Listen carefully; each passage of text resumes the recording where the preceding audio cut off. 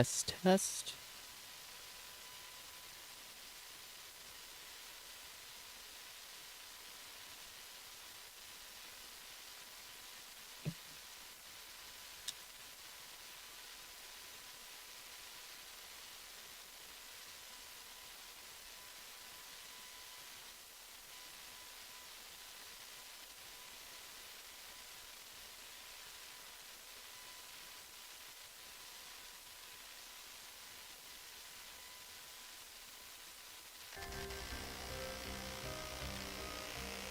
Okay. Okay, I think if everything's working, I should actually be live right now. Wow, okay, this is actually it. We're doing it. This is my first stream. Hello everyone who's currently watching or will be watching the recording of me afterwards. Um, I'm Mixed Gray, and I'm going to be attempting a playthrough of Suzerain, which is, in my opinion, one of the greatest games ever made. I already did a playthrough of this in my own, in a recording offline, but I wanted to do it again after the update where you can transfer your save game over to Kingdom of Regia, which I haven't played yet, and I'm very, very excited to play after this playthrough. So, I guess without further ado, let's jump into one of the greatest games, in my opinion, ever made. I'm incredibly, incredibly excited about this. This is my first stream ever, by the way, so, to anybody watching who is a fan of this game, wish me luck. This is going to be, like, my 5th playthrough. I've done a lot of different playthroughs, but never a non-aligned playthrough, so I think that will be a lot of fun. Yeah, let's fucking start. Let's go. I think everything should be working.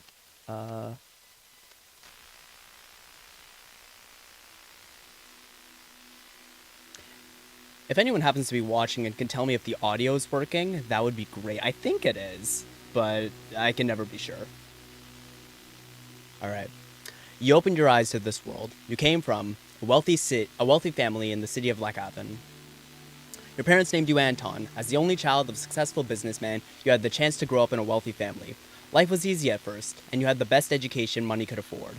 However, things inside the Rain family changed due to the absence of your father. This affected you and your mother negatively. During a history class at the school, the bell started to ring unexpectedly. You hear a loud commotion outside. As everyone tried to figure out what was going on, the principal announced the historic revolution. The kingdom was no more. The Republic of Swordland was born. You did not fully understand. After graduating, you passed the university exam with high marks. You had the opportunity to choose between several studies. You chose... I think I want to go with economics. During the first year, you attended a lecture with David Vichy. He was a well-known diplomat from the foreign ministry and the son of the president. After observing the hall in silence, he explained why a market economy is the better option for Swordland. He argued for a system where prices for goods and services were determined by an open market. You questioned what you were being taught.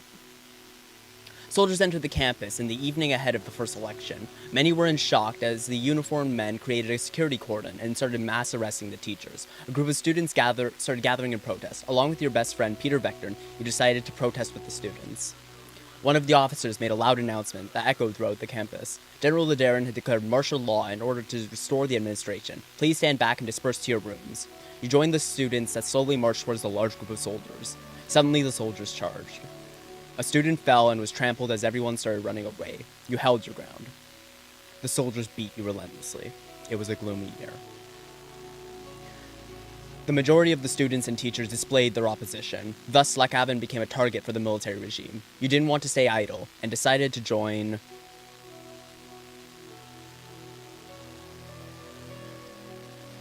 a political debate group. The dozens of debates helped you hone your oratory skills while also helping you grow your network. Even though the discussions between groups often became heated, you all grew from sharing ideas. In one of the meetings, Peter Vectorn introduced you to a classmate of his, Monica. You were immediately attracted to her intelligence. She mentioned to you that she was a volunteer for the Swordfish League of Women, an organization campaigning for women's rights. You told her you wholeheartedly supported her. The politically charged environment led you to join I'm going to say the Red Youth. The radio relayed that the communist general Ricard surrounded Ladaren and his troops, demanding their surrender. They refused, and heavy fighting broke out across the country. You just couldn't believe it. The army was fighting amongst themselves. Sordland plunged into chaos. Ricard's sudden attack caused more instability in the country, but compared to the fascist Ladaren, he was a real socialist. This convinced you to participate in a support march. You were chanting, freedom, equality, solidarity. You were marching under the protection of Ricard's soldiers. The students supporting Ladaren's coup gathered a few hundred meters in front of you. Many nationalists were among them. You knew something was going to happen. You stayed. There was a massive clash between the two sides. Soldiers began to beat the students. Tanks started rolling forward. In this chaotic moment, you saw a young girl about to get run over by a tank. You ran to save her. But you couldn't reach her in time. You never forgot her face. The clashes escalated into a full-blown civil war. The horrors made you isolate yourself for a while. Monica helped you cope, and love grew between the two of you. However, it was a difficult time for love. The chaos had to end. The charismatic Colonel Tarkin Sol orchestrated a sudden attack on the capital, where Ladarenist and Ricardist forces were battling each other. He defeated both, ending the war. A new constitution was written, and the military government began efforts to restore stability. Many people saw the Colonel as a savior. He formed the United Sordland Party and ran as a presidential candidate in the first ever single-party elections. You voted for the United Sordland Party. USP won by a large majority. The military government announced a 4-year restoration period to transform to an entirely civilian government. After graduation, you kept seeing Monica. You were both interested in marrying and starting a family. However, a letter arrived from the military, calling you to fulfill your compulsory service. It was time to serve your national duty. The devastating civil war from neighboring Valhen quickly turned into a proxy war between regional and world powers. The distinguished Major Josef Lancia ordered you to lead your squad on a border patrol mission. It was a very cold winter night when you began marching out of Grumran Outpost. You could smell your breath. You could see your breath. After several hours of marching through the snowy hills, distant noises were heard. Visibility was too low to confirm the source, so the squad crawled forward in formation and found a spot to observe. A group of refugees had made it beyond the border fence. I let them slip through. After the patrol, Major Lancia arrived with anger and immediately relieved you of your command, and calling you a disappointment. One of your squad members had reported your actions. After several months of scrubbing the floors as a punishment, your duties ended, and you went back to civilian life. You and Monica decided to share your lives together. After receiving the blessing of her parents, a ceremony was held in Holzard. During the same year, you worked hard to secure a high-paying job within the governing United Sordland Party. It was much more difficult to start your career on a good foot because of the refugee incident, but you still managed. It was the best opportunity to change the country for the better. You became the economics assistant to one of the more experienced members of the assembly. You worked long and hard, investigating hundreds of pages of economics reports late into the night. You were climbing the ladder. Tarkin Sol gave amnesty to the remaining factions of the Civil War and chose de-escalation and appeasement. The institutions and symbols of the former kingdom were slowly replaced. His government launched several new initiatives, such as a citizen-funded bills program to revitalize the economy, a social labor initiative to help rebuild and improve society, and a large dam project to solve the energy crisis. The first multi-party elections in the history of Sordland were held. President Tarkin Sol was elected once more. The new 5-year plan and the subsequent financial work put you under a lot of pressure, but your significant contribution to the economic strategy triggered an invitation to meet President Tarkin Sol himself, who offered you a key position. You were to become the youngest member of the assembly. You accepted right away. As the youngest MP, it was difficult to connect with their influential inner circle. You needed allies, so you brought on Peter Vectorn as your right-hand man. The birth of your son, Frank, provided a brief moment of joy and relief. You sacrificed work to spend time with your family. During your absence, Peter Vectorn found you trustworthy contacts and strengthened your position within the party. At the same time, President Sol increased his authority over the years. His growing ego started to cause strife within the USP. The cracks began to show.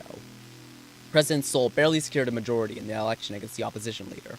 Over the next year, the Sordish people grew increasingly discontent with corruption and the worsening quality of life. Economic growth was slowing down. Meanwhile, calls for a United Sordland Party Congress became louder as a leadership struggle started to brew. You joined the internal opposition.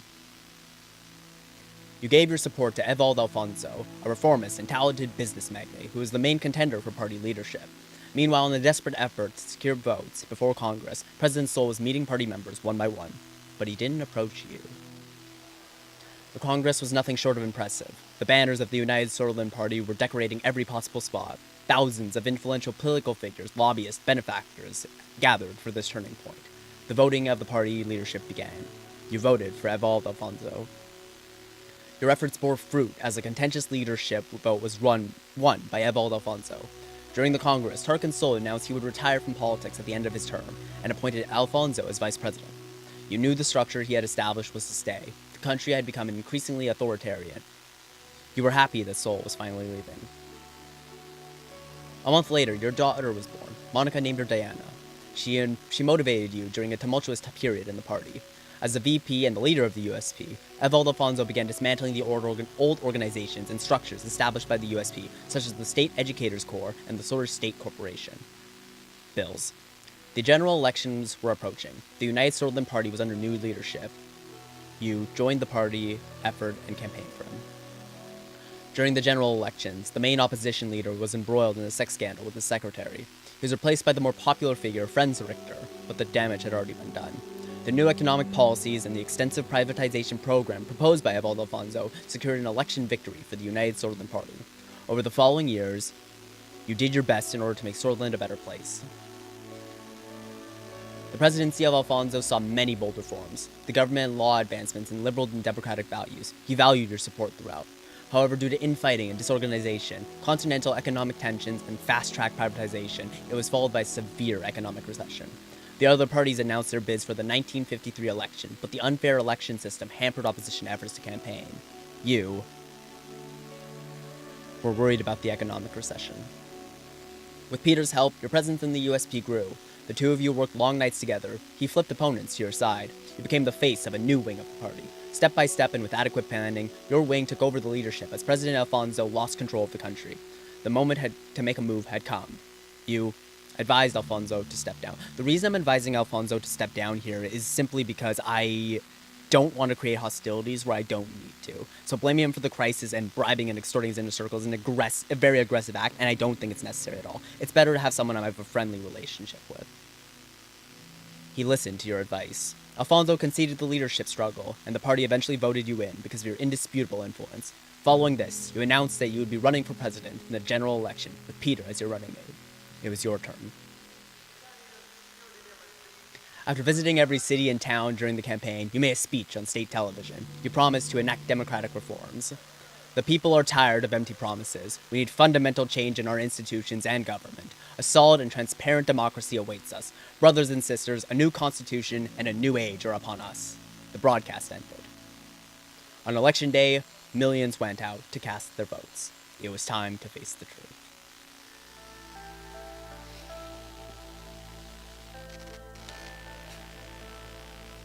Chapter 1, President Reign. Alright, let's see. I'm gonna be quick about this. Oh, this hat's added in the DLC. Nice.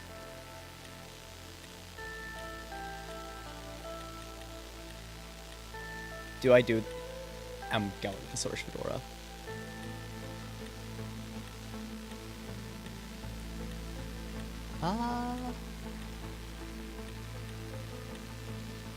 Wow, I have a lot more options. Okay, let's see. Idealist.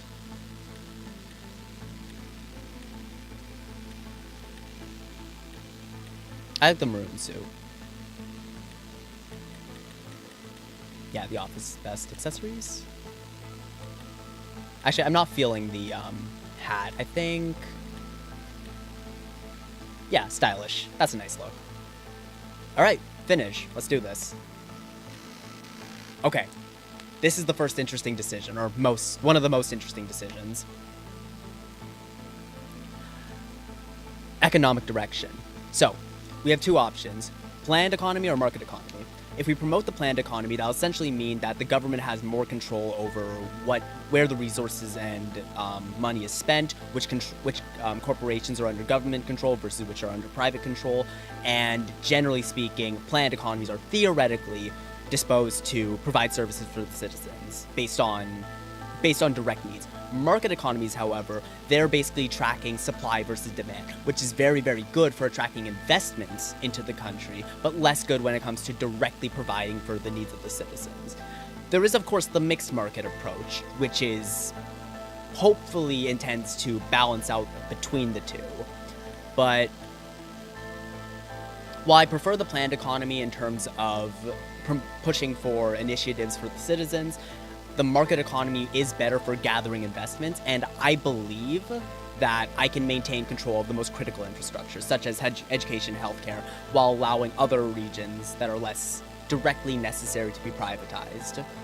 So, for the sake of investments and for the sake of actually getting out of the recession, I think the market economy is the best option. Though a planned economy has significant benefits as well, I think this is the best option here. The global rivalries between capitalist Arcasia in the west and the monarchy of Roomberg to the north and the communist United Contana in the east are intensifying. Sutherland has the potential to align with others or lean towards neutrality. I want to remain neutral.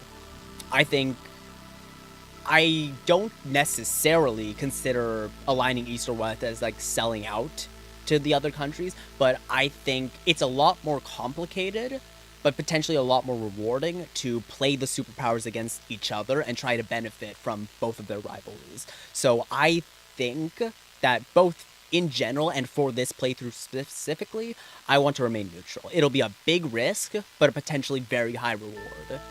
So, big risk.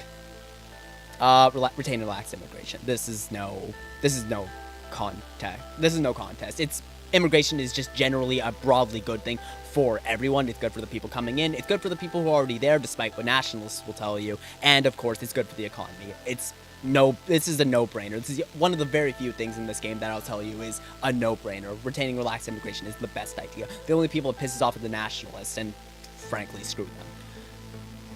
Term focus. Okay.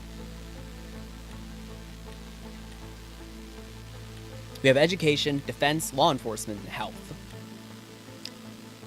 I think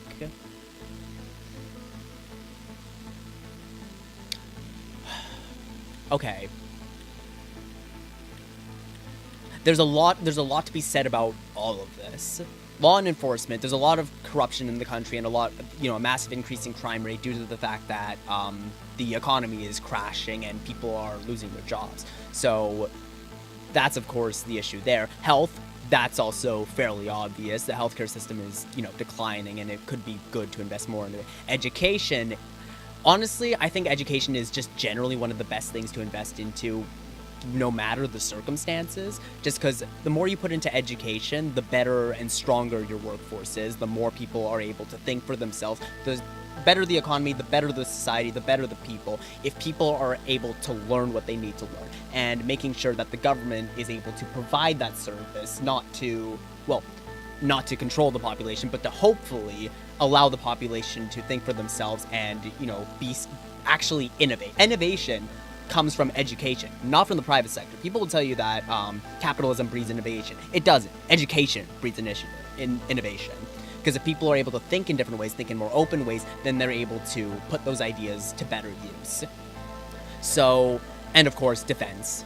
We have Roomberg to the north, who is a threat to us, and I think I think it makes perfect sense why defense might be necessary in this particular circumstance. Because if we don't have allies, if we're playing the superpowers off of each other, then having a stronger defensive industry is kind of paramount for us to survive against an invasion.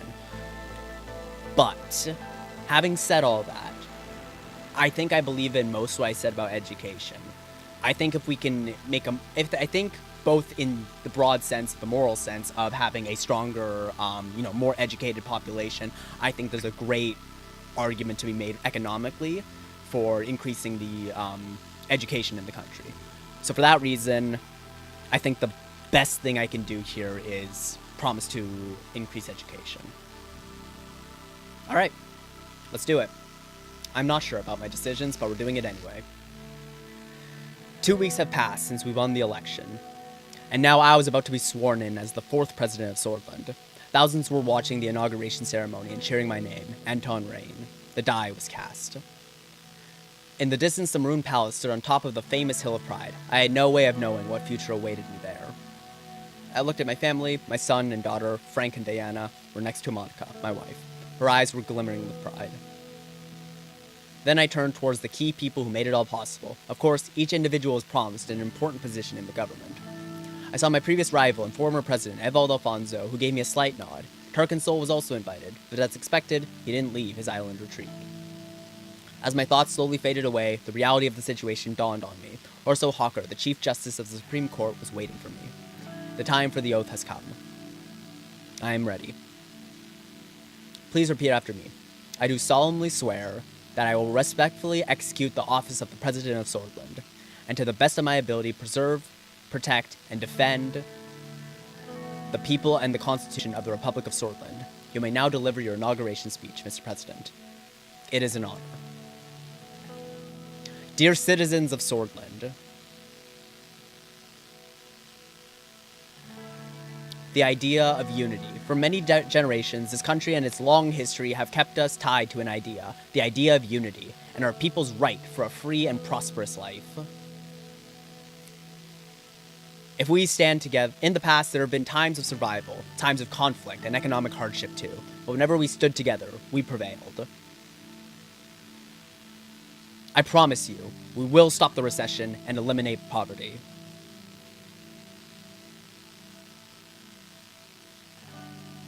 Our capacity as a nation has never been greater.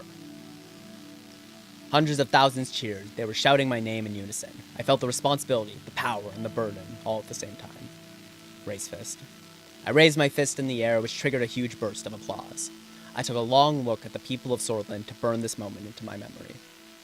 One of the presidential guards came by to notify me that it was time to leave. I made my way to the leading car in the motorcade. The presidential state car was a jet black Kadea with the flags of Swordland above the front headlights. Next to it, a man was holding the door. Hello, Mr. President. I still felt euphoric from the aftermath of my speech. Hearing the new title made me smile even more. If you'll allow me to introduce myself, I'm Serge, your new driver. Nice to meet you, Serge. It is an honor. He respectfully bowed his head before opening the car door and gesturing inside. I entered the car. We will be heading towards the palace. The motorcade began to move. On the way, Serge proceeded to explain his duties as a driver. As minutes passed by, I found myself lost in thought again, barely paying attention to what he was saying. He suddenly gestured out the window. Isn't it a beauty? The Maroon Palace. He was right. Sunlight glittered off the palace's many maroon-colored domes. It was so bright that I had to look away. Every time I look at it, I'm reminded of my duty to this nation. So do I, Serge. It is the beating heart of the nation, after all. Well said, Mr. President. The car drove past the majestic gates, continued uphill to the entrance, and stopped in front of the doors. Serge got out of the car and opened the door for me. Have a great day, Mr. President. Amorgna Vescor. He referred to the famous Swedish phrase from the times of the Revolution, Amorgna Vescor, Vector insista, which meant morning will come, victory is close. Vector insista. I made my way upstairs to the extravagant corridors of the palace. Marble and engraved wooden finishes decorated the interior. My footsteps echoed in the colossal halls. The guards bowed their heads in respect as I opened the massive doors to my new office. Alright, now we're in. Alright, let's see what we've got. Lack of investment. I'm not going to be reading all of these, but I'm going to try and get the gist of them as quickly as I can.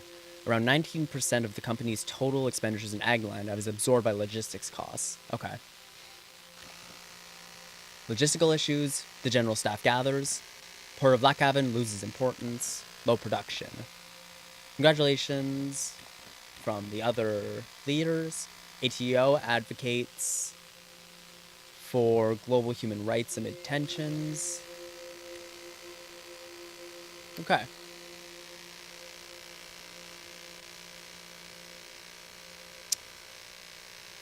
Current political situation or economic situation?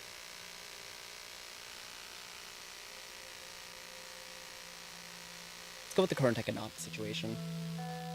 Simon Hole, Gus Manger, and Lilius Graff were about to arrive at the White Room for our scheduled economy meeting.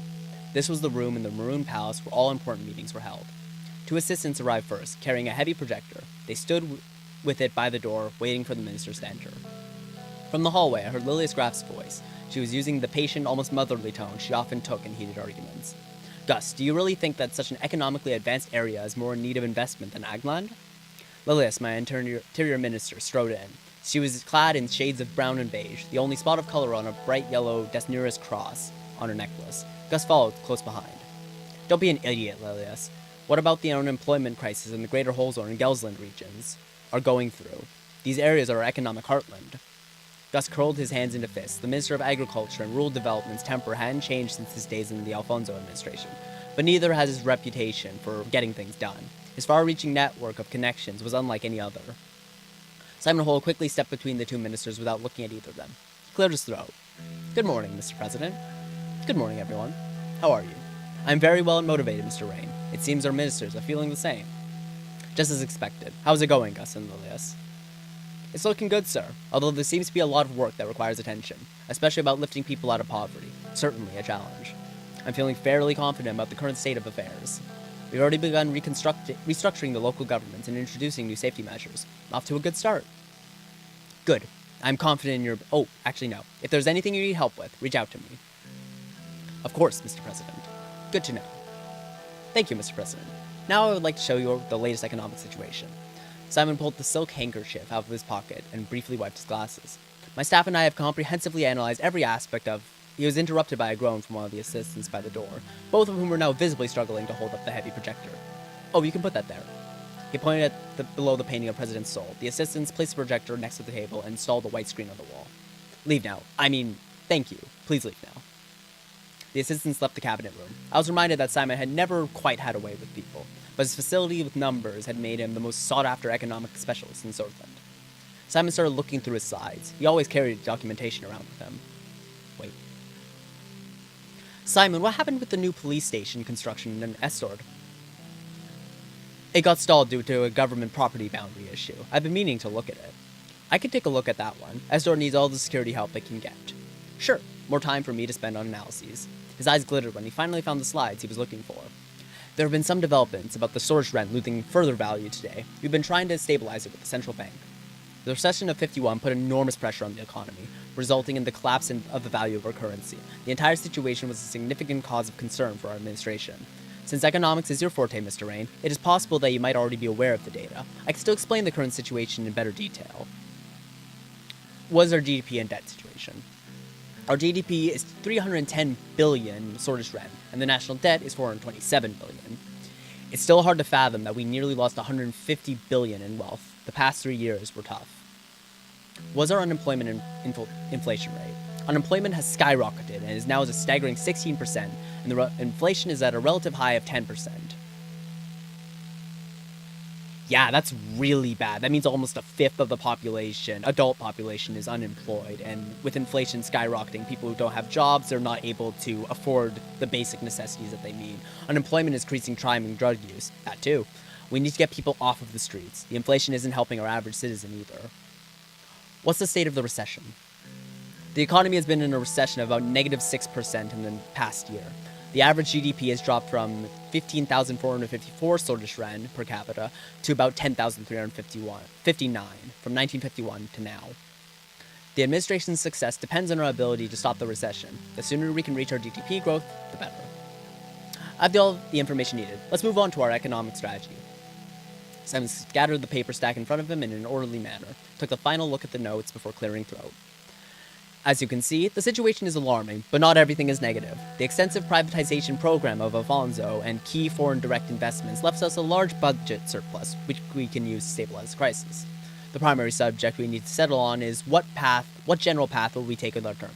Solonomics-based nationalization happened in the 30s, and Alfonso's privatization began during the end of the 40s. What will our administration focus on? One of our main promises was to promote a free market economy to stop the recession. To be frank, I believe it is the only way out of the recession. I still do not support it. Why promote the private sector when we have qualified state-owned enterprises? Because the lack of competition has made them inefficient." Simon nodded. "What are the consequences of the free market strategy?" "There are not many, but one could say that we are much more likely to be influenced by the world economy. It is important to think about this subject because the upswings of the world economy will reflect good on ours too." "Yes, and when the global economy crashes, we go down with it."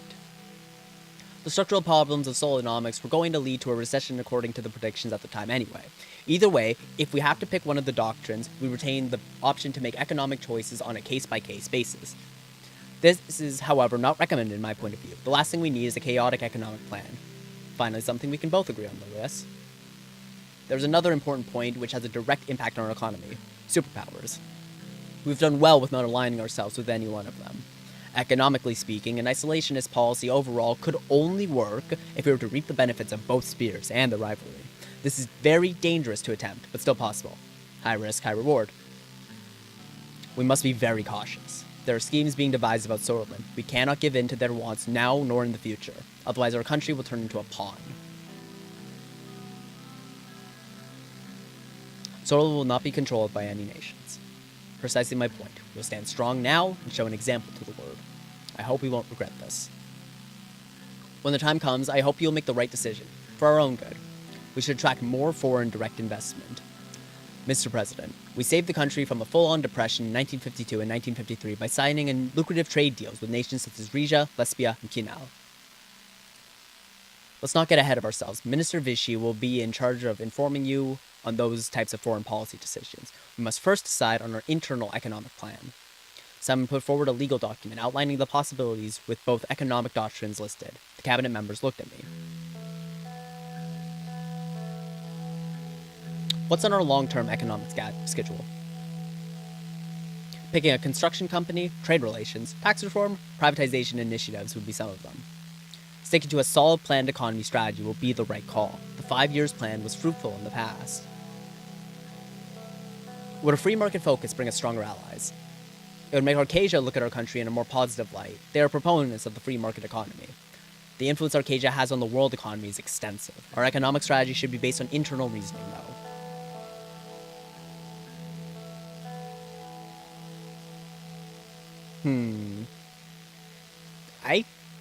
I don't entirely agree with either of these. I think privatization of some areas is valuable in that we're able to produce more investments and, have more money to invest back into the economy, because if the economy isn't getting investments, then we don't have any money to work with besides our raw production output, which has gone down due to the unemployment crisis. However, kind of shutting ourselves off to the world will just, lead to that situation again, much worse. So,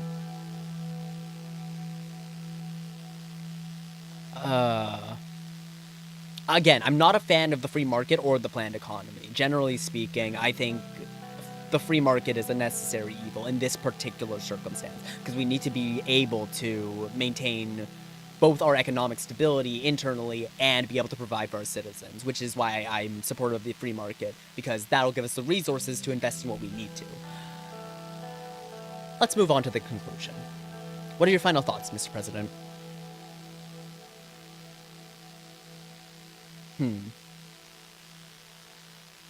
Critical institutions must remain in state control. We must be fully responsible in delivering services. Few could, and it wouldn't be negative, but either way, you make the choices. So what will our general economic plan promote? Promote a free market economy as we promise. I can't say that I agree with this. Now that there is clarity on which direction we are heading, I will work on a good plan accordingly. That concludes our meeting. At our next gathering, we will talk about the upcoming infrastructure investment plan.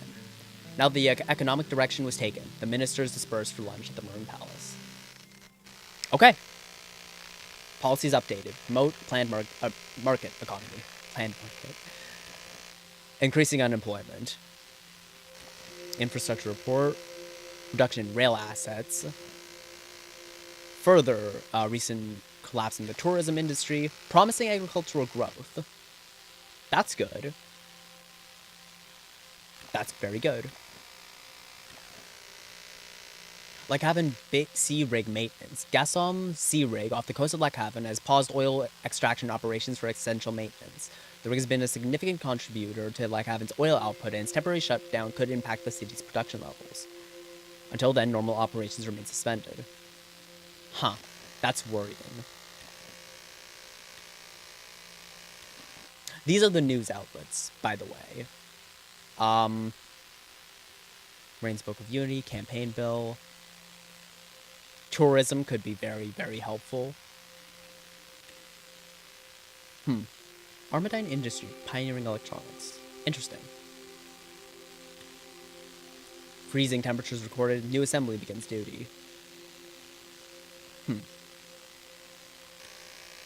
I'm not going to go through all the media outlets, but it's good to see what they're up to now and again. Peter Vectorn arrived a couple minutes early and sat across from me. He was struggling to hold back his smile.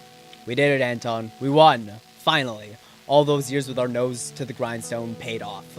Peter's eyes sparkled. The strain of the past months had put a damper on his usual rakish charm. But today he was looking and acting more like his old self. He loosened his tie and undid the top buttons of his shirt. Enjoying the new secretary I picked out for you? Thought you'd appreciate her gorgeous set of talons. It's a shame the rest of your staff aren't so easy on the eyes. He gestured to the slight paunch that protruded over his waistband. But hey, back in university, did you ever imagine we'd be sitting here in the Maroon Palace? We have to celebrate this great victory. Sure, let's celebrate then. I got my hands on something special for us, an Earlery Maroon 30-year-old. I opened the expensive bottle of whiskey and poured it in the 2 glasses I prepared. The exquisite smell filled the room immediately. The 1924, that was my freshman year, also the year after the revolution. Very difficult times, to be honest, but this smells like heaven. The future awaits, Peter. Toast. I raised my glass and toasted with Peter before smelling the whiskey and taking a sip. Sweet vanilla tone combined with an oaky taste developed into a lingering smokiness. Peter seemed to really be enjoying himself. What a taste. This is how we should start all meetings, Anton. We could. We wouldn't get much done. Remember the last administration? Yeah, but we are different. All they did was enjoy the privilege. We can't make the same mistakes again. We learned from it all. I sure do hope so. The door swung open and Lucien Galad, my chief strategist, walked in. He was a compact man with sharp bird-like features.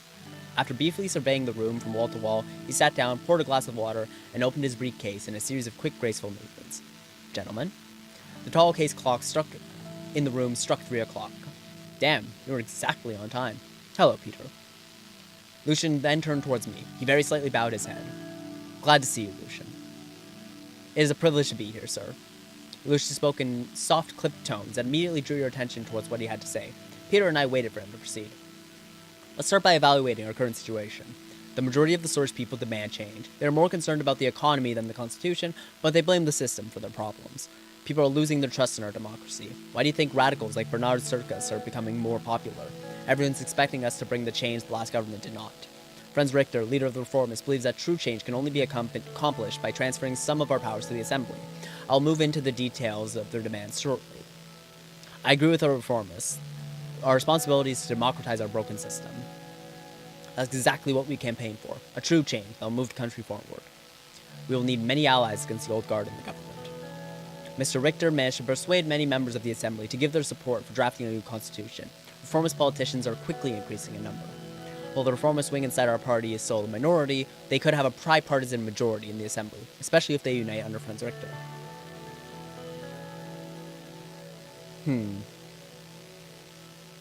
Mr. Richter could be a potential ally in our goal to maintain a majority in the Assembly. He's definitely key in this. The reformist demands are clear. They want to limit the president's veto powers, ensure that the Supreme Court is independent, and take away the court's right to vote on constitutional amendments. I support the reformists. We need a proper balance of power in this country. I agree. We can't ignore the winds of change, after all. The old guard will do its best to preserve the Constitution. Chief Justice Hawker and his allied judges have a great influence over the Supreme Court, which will be tough to break. The court also has final say over constitutional legislation. Without their approval, we cannot even change it. We'll need a comprehensive bill to balance the power structure more fairly. I agree. The old guard won't like this, though. Comprehensive reform that would make the reformists happy would mean maintaining a balance between all branches of government, which means removing your absolute veto as well. The reformist demands that all loopholes in the Constitution are closed. Looks like we have many challenges ahead. We can figure it out. Our party still holds 130 out of 250 seats in the Assembly. We've got the power. However, to reform the Constitution, we must receive a 2/3 majority in the Grand National Assembly, and 166 votes, and a simple majority in the Supreme Court. That equates to 6 votes. After we have settled on how to proceed, we'll need to talk to our party figures. Our first goal must be to get the 150 signatures we needed to start the process. Following the green light from the USP, we'll reach out to the other party leaders to see if they would back our draft. The last step is to convince the justices of the court. The entire process will take a long time, but we all must start working with a reform committee to evaluate all possibilities for a new constitution as soon as possible. We will write a more democratic constitution with the reformists. That's what we've been preparing for internally. Don't forget, that promise is what got us elected. The key thing here will be strengthening the power of the Assembly, which we already lead with the majority. Peter nodded in agreement. Yes, the divisions of power must be rebalanced for a better Switzerland. According to the initial draft we made with the reformists, there are 2 changes to the Constitution that are not open to discussion. First, the Supreme Court will no longer vote on constitutional amendments. Second, the president's absolute veto will be taken away. This can be replaced with a limited veto system by fixing the current loopholes. I have no problems with these. Let's work with the reformists. Yes, sir. Lucian nodded. We'll form a reform committee together with all parties and start reaching out to the stakeholders in the Assembly and the court for a new constitution. By later in the year, we should have an idea of what the reform contents and what the other parties want. Lucian took notes. Another important point. We must be aware of the Lotharberg Group. The oligarch convened under this organization to influence economic policies. Conrad led it for a long time before falling ill. The new leader is Mr. Walter Tusk. According to reports, some members of the National Business Council are in their pockets. Tusk and the group will surely try to bribe us in exchange for special economic protections. I'll enter a dialogue with them eventually. We need to be diplomatic. Wise approach. It's good to understand and see if we can reach a middle ground. As far as I know, Marcel Caronti has some strong ties to the group. His influence could definitely be an asset for us, but I'm sure he'll want something in return. I'm aware of Mr. Caronti's network. That could come in handy. We just need to be careful with him. He looks like the lesser evil, but it could very quickly turn out to be the other way around. We need to tread carefully on all sides with all power players to survive our turn. I need to underline the seriousness of the situation. The military and the general staff are a powerful element in the state, and as history tells us, a dangerous one too. We do have some room to make structural changes, by reducing their budget, for example, but it is quite limited.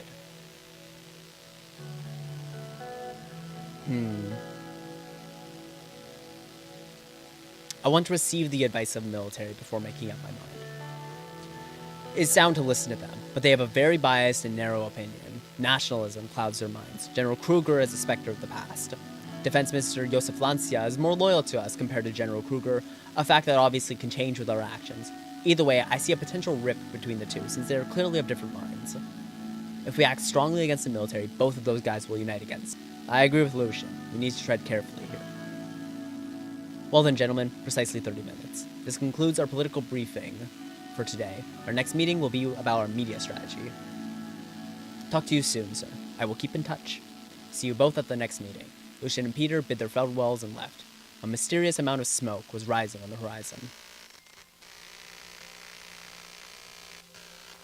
Collectible unlocked.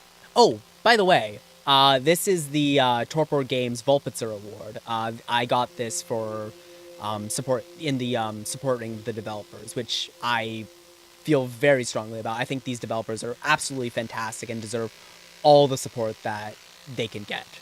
Because I'm very, very excited for their next game, The Conformist. Where is it?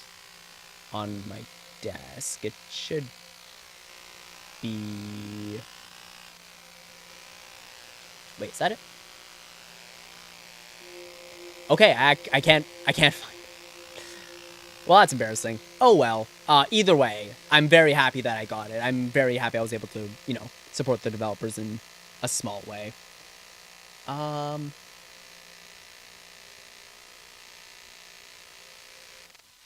Oops. Sorry, 1 second, just checking my stream here.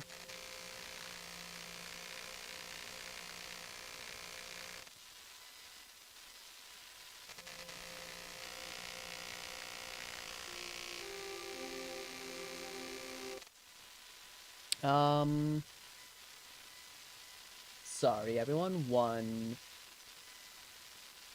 minute.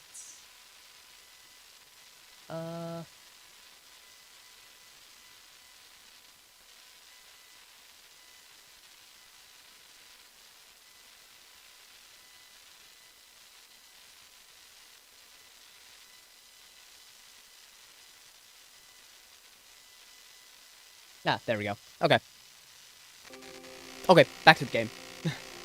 Gas field discovery. The Source Grid Corporation's field research team, Source Grid Corporation, tasked with constructing and maintaining the energy infrastructure in the country, is in charge of every government-owned energy source and distribution. It also specializes in their construction.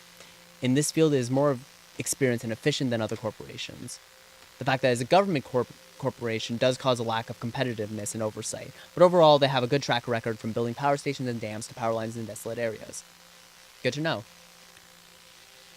The economic implications of these findings, particularly regarding potential growth and job creation in the region, are noteworthy. Nature Preservation March, GNA prepares Tourism Act, increasing homelessness. The region of Berja is among the worst hit regions in Swordsland, where homelessness has skyrocketed since the economic repression. The number of homeless in the city of Dyer is more than likely to have increased by 25% in the last year. Christ.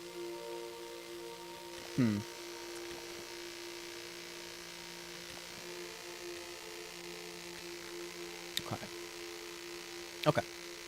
The Reform Committee's been set up. Alright, meeting on the media strategy.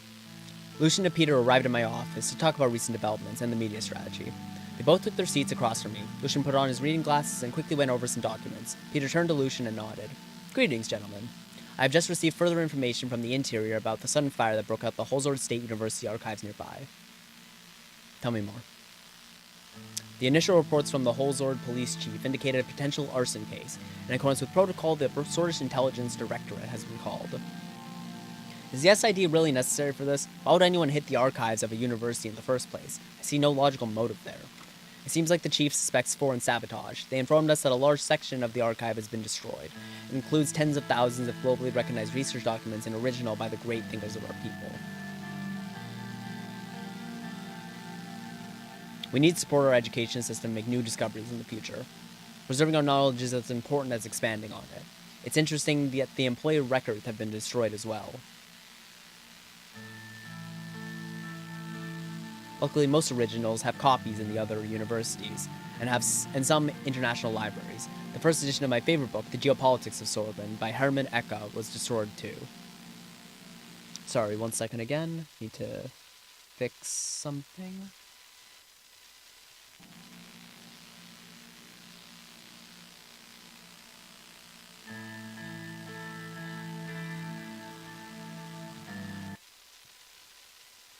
There we go. Okay. Maybe it was just a freak accident. We do have the copies of most important works, so no single fire can eradicate our knowledge. I see no point in destroying employee records either. Most importantly, Lucian mentioned that Marcel Caronti contacted him. The Carontis had always been known as one of the richest and most influential families in Swordsland. Marcel Caronti was no exception. He was the oldest son of Konrad Caronti, the industrialist and media mogul who founded HOS, the richest man in the entirety of Swordsland. Lucian turned to me. He's offered to meet with you, Mr. President. Why should I meet with him? After the passing of his father, may he rest in peace, Marcel aims to become the new CEO of HOS conglomerate. He mentioned a productive collaboration. These are powerful and influential media. They are a powerful and influential media conglomerate to start with. They own Swordsland Today newspaper, the Source Broadcasting Corporation, which means it would be wise to have them by our side. Sorry for interrupting. What does this productive collaboration entail? He did not wish to explain the details over the phone, but rather in person. I believe I would be receiving a call from him sometime soon.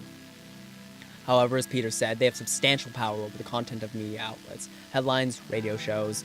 That is what he would be offering. What he wants in return is what we need to understand.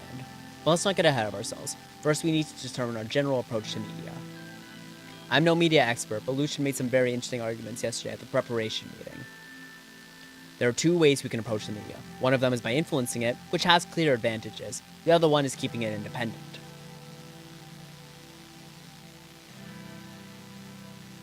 The media must be independent. Ideally, yes, but an unpopular leader will not be able to pass even the easiest reforms. It is of the utmost importance to maintain public popularity and avoid any damaging scandals or mistakes. I must stress one thing, Mr. President. The more people we have supporting our agenda, the more we can accomplish. With someone on our side in an influential media organization, we can do this very easily. I see what you were getting at. I agree with Lucian, but why the assumption there will be scandals and mistakes? We can always hope for the best, but do we really think that nothing can go wrong? Especially considering the very recent history of Swordsland. 2 knocks were heard at the door. Who is it? It's Livia, Mr. President. Livia, Suno, my new secretary, entered the office. Her dark curls bounced as she crossed the room to my desk. She spoke with a slight lilt in her voice. Excuse me, Mr. President. Mr. Galad's secretary has been calling me and wanted me to relay a message. Master Karanti, the new CEO for HOS Conglomerate, is on the line with Mr. Galad. Well, the ball's in our court now. Would you like to talk to him, sir? Or would you like me to? You go ahead. Connect the line. Right away, sir. Connecting to line 1. Good news indeed. Congratulations, Mr. Karanti. Thank you for contacting me about this. We will talk later. What was so important that I couldn't wait? He was just elected CEO by the board of directors. He offered a partnership deal regarding his media branch. He's inviting us to his resort near Conriat for a meeting. The board's decided rather quickly. Seems that gave him the confidence to approach us again. He's going to offer us a real deal, and now has the power of the conglomerate too. Choice is up to you, Mr. President. I can set up the meeting soon. I'd like to hear your opinion, Peter. I have to say I'm torn. If he has become the CEO, then he has enormous influence now. On the other hand, do we want to privately meet someone we don't fully know? The meeting would help us figure it out. We can still say no to whatever he offers. That's a good point. Yeah, I think at the very least meeting him and having a productive interaction with him, I think will do us some good on its own. So, arrange the meeting. I'll set things up right away. Expect a worthwhile meeting in a month. It's settled then. Looking forward to next month. I wonder if he has a pool. Lucian looked at his watch. It appears we're done for today. We'll continue where we left off later. Thank you for your time.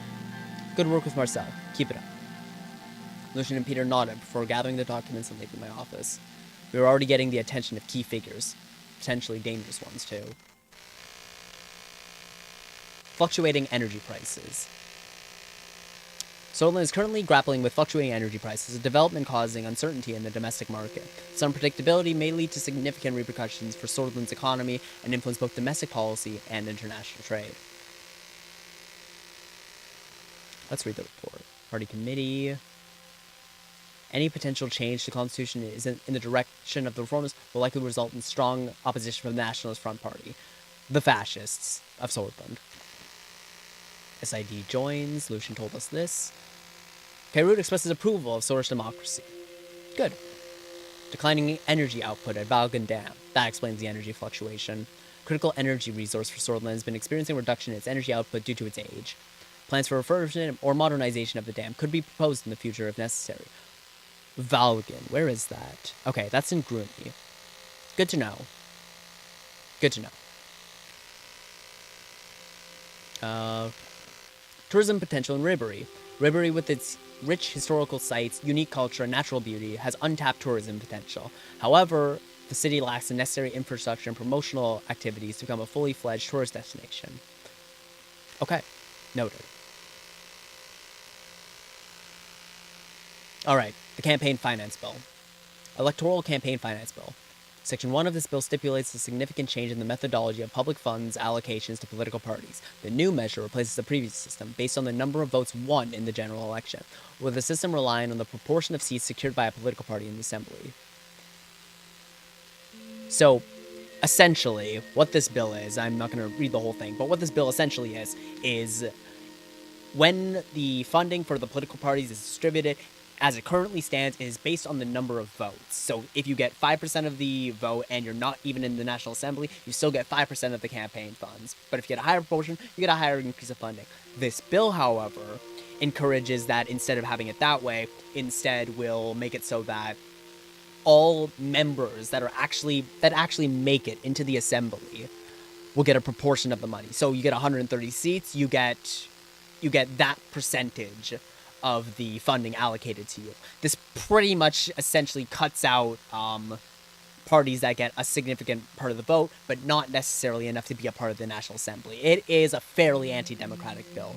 The situation that I have to deal with is, do I want to sign it and support my party because I have the most seats in the Assembly? My party has the most seats, and therefore will get the most funding at the expense of, being more democratic. Or do I veto it and potentially make both my party and the Assembly angry in exchange for, popular support, because this is not a good bill for that. This is quite simply trying to carve out the parties that are big enough to make a splash, but not big enough to get election funding, but not big enough to actually end up in the party or in the Assembly. So, in line with my general democratic values and wanting to push for a more democratic state, I'm going to veto this. Okay. 1 second. I just want to check my stream again to make sure everything's working.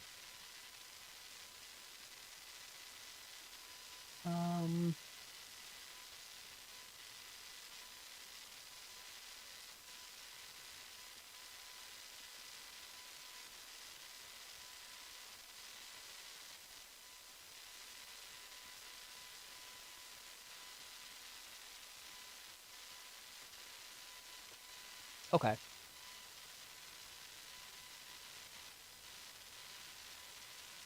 I'll need to do a lot more research into figuring out how to maintain the stream properly. I'm brand new at this. All right, invest in mega infrastructure. So, the answer is an immediate and very obvious yes for me. Infrastructure is the way to revitalize an economy. If you invest in infrastructure, that infrastructure pays dividends back in the future. It's consistently the case. You invest in infrastructure, you get that money back to a significant degree. The only problem, in theory, is not having enough money up front to support a project like that. In our case, we definitely have the money. So, yeah, it's a no-brainer. We're going to invest in the infrastructure project.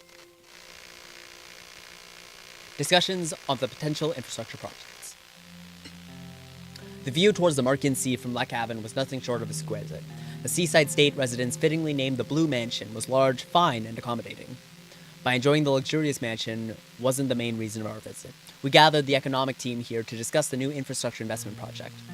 Half an hour had already passed since the start of the meeting. Unfortunately, I did not even have the chance to have my usual afternoon coffee. Looking at the view from the windows, I left my mind drift for a couple of seconds. Simon's voice brought me back into the ongoing discussion.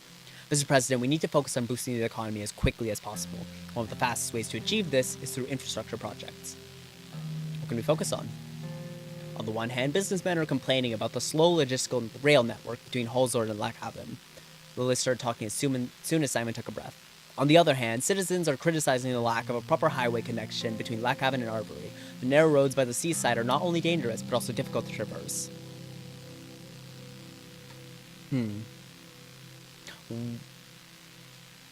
Yeah, we need to pick the most profitable option for economic growth. Because if we're able to grow our economy, that means we have more resources to spend. That means we can invest more into the citizens and our infrastructure later down the line. So I agree with option 2. Which is obviously connecting our two most economically powerful cities. It's not businessmen who are suffering now, it's ordinary folk. What really matters is that your first economic act accomplishes something tangible.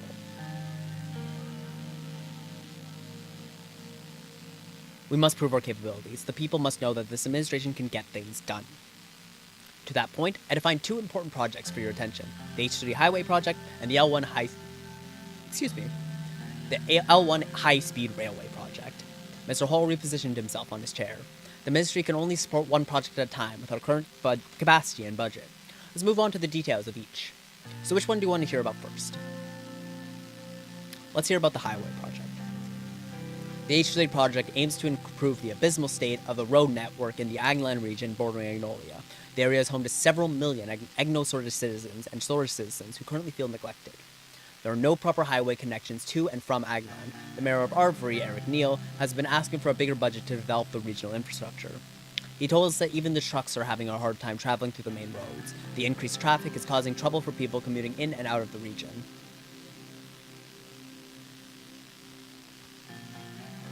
That must be cumbersome for the citizens. It is, bless their souls. I'm happy we're thinking alike on this matter. Let's take a more detailed look at the upgrade proposal. The H3 highway starts here in Lake Haven, and from there it leads to Langberg. From there it goes all the way to Arvory. As a result, the road network towards the Agnolian capital, Stalport, will improve substantially. She paused and leaned forward in her chair. As mayor, I saw the central government continuously neglect our country's Agno-Sortish-dominated regions. Is this administration going to continue that kind of negligence?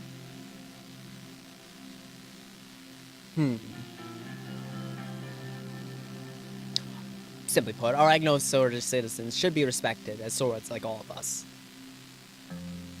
I want to take a look at Aglan specifically. Let me open the codex. Locations. Regions. Perfect, Aglan. Strategic region of Sordland shares its borders with the region of Nargis and the countries of Magnolia and Rumburg. Its capital city is Arbury. Geographically, it is often seen as an extension of Greater Agnolia, reflecting its historical association with the neighboring country of Agnolia. Heavily reliant on trade with Agnolia and the local fishing industry. Economically, one of the most economically challenged regions. Many companies that used to operate within the region have relocated, a palpable void. It's bounded by the eastern Soren Mountains, making its border with Rumburg.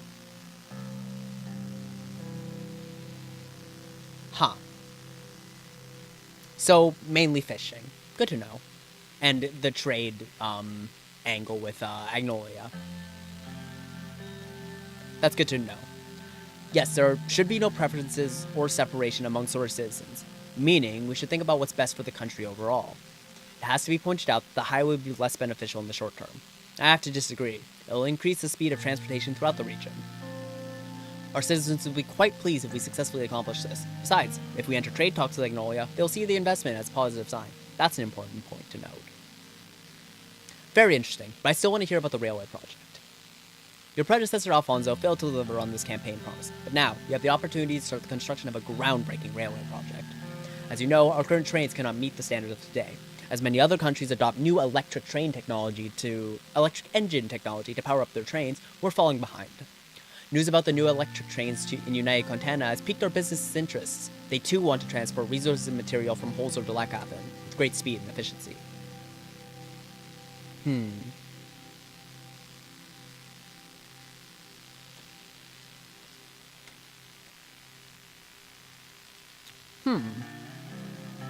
The superpowers have led the way with their high-quality technology. Keeping up is a good thing.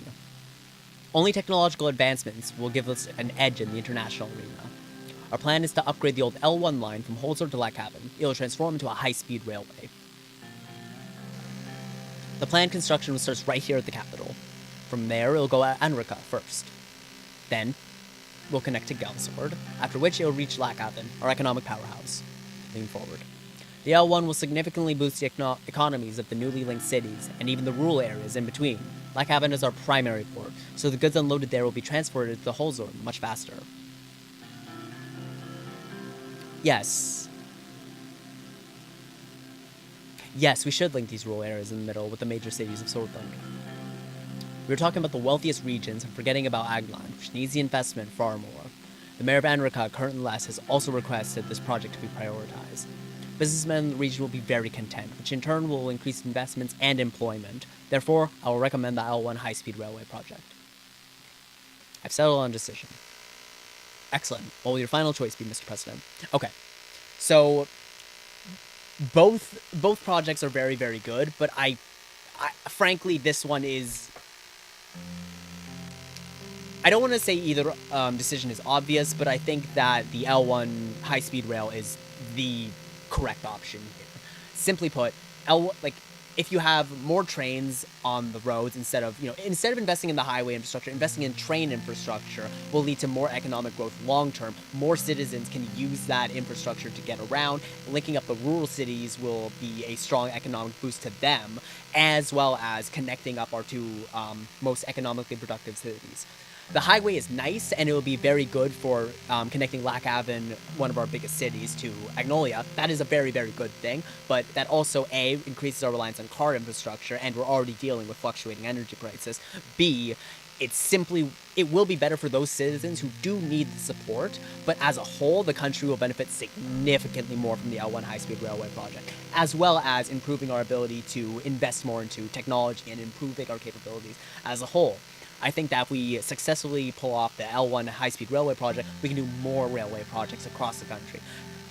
Railway is always, always, always more efficient than roads and highways. Always.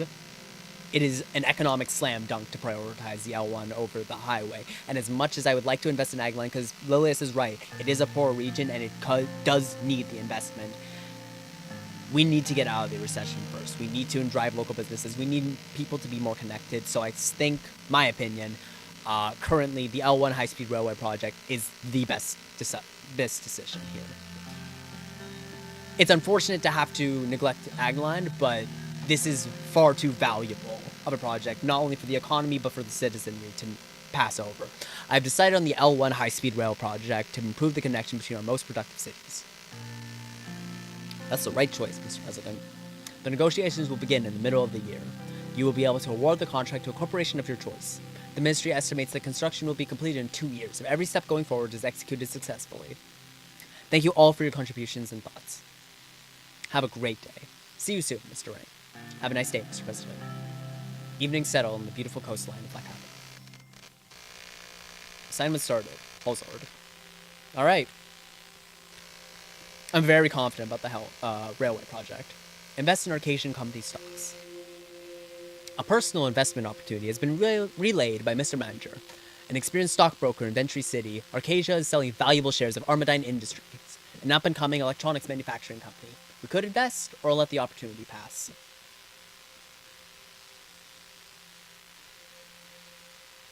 Yeah, frankly, if we want to invest, if we're going to be investing into electronics in our own country, I think it's also a good idea to invest it here. I think Gus has a good idea here. So I'll buy 2,000 shares. I'll save one personal wealth. Reception at the inaugural ball. I had just finished buttoning up my suit jacket when the doorbell rang. The presidential guard had arrived to pick us up for the inaugural ball. The ball was a 3-decade-old tradition, breathlessly anticipated by politicians, bureaucrats, and the press. All eyes were about to be on me. I called on Monica to get the children ready. Looking in the mirror, I straightened my tie and took a deep breath. After tonight, there would be no turning back. Suddenly, Diana hugged me from behind, startling me a little. Monica had fixed her hair into an elaborate braid, woven through with ribbons. Papa, Mama told me it's time to go. Hello, darling, I'm ready. Where's your brother? I think Frank is still upstairs, she shrugged. It was almost time to leave. The big ball was starting in less than an hour. Now, where's my first lady? Excuse me, everybody. 1 second.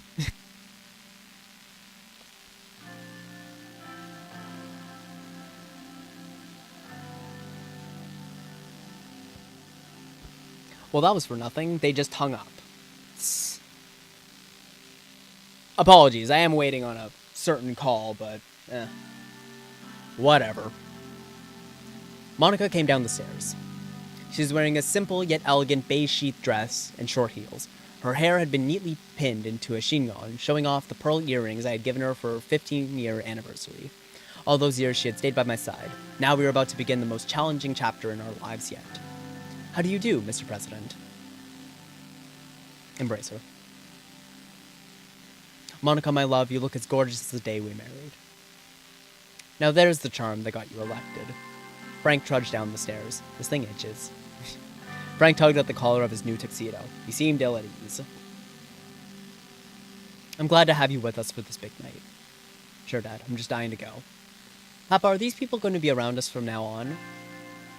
She pointed at the presidential guards at the door of the house. Yes, Sorlin's most important family needs extra protection.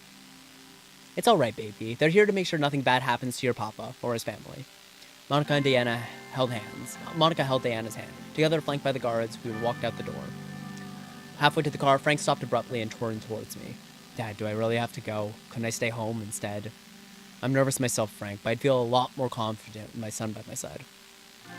Frank smiled reluctantly. Well, when you put it like that, sure, let's go. The presidential guard showed us the way as red and blue lights flashed around us. Serge, my driver, ushered us into the armored limousine.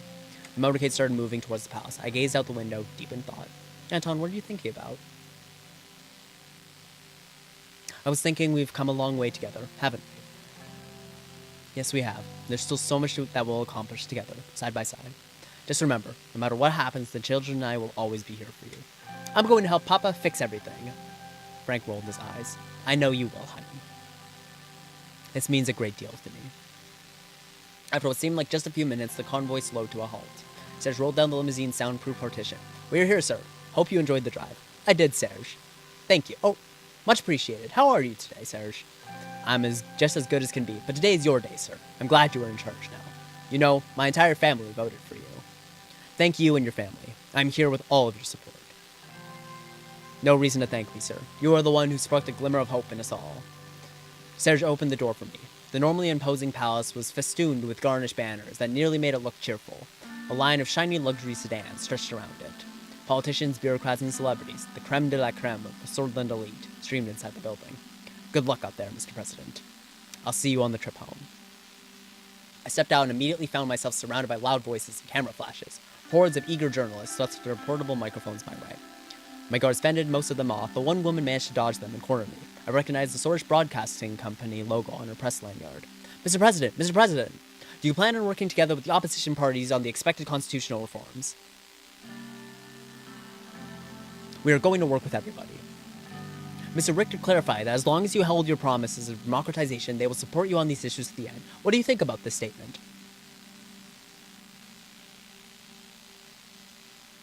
We want the other parties to join him in this endeavor. One more question. One of your first acts as president was to veto a campaign finance law that would have deprived small parties of public funds while increasing those channeled to your own. Are we seeing the beginning of a more egalitarian administration? Absolutely. Whether the bill is proposed by my own party or not, I would use my veto on it if it goes against the interests of our democracy. That's enough, ma'am, said one of my guards, while nudging the reporter away from me. A path through the crowd was now open, and we quickly made our way to the entrance of the palace. At the same time, a dozen fireworks went off. The entrance was decorated with beautiful ribbons in Swordland's colors of white, yellow, and maroon. A lush maroon carpet had been rolled down the stairs. We entered the lobby and joined the throngs of people making their way towards the ballroom. As I navigated through the crowd, a familiar figure stepped into my path. It was Bernard Circus, the acclaimed poet and now MP. His face bore a look of subtle defiance. Congratulations, President Rain. A remarkable achievement indeed.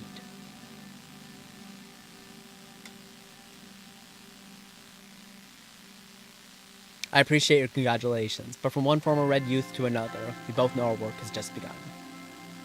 That's right, President Rain. Once a red youth, always a red youth. I can't help but wonder how the winds of change will blow in our Swordland now that you've taken the helm. Perhaps now is the time of our long-nurtured dream of revolution will finally become a reality.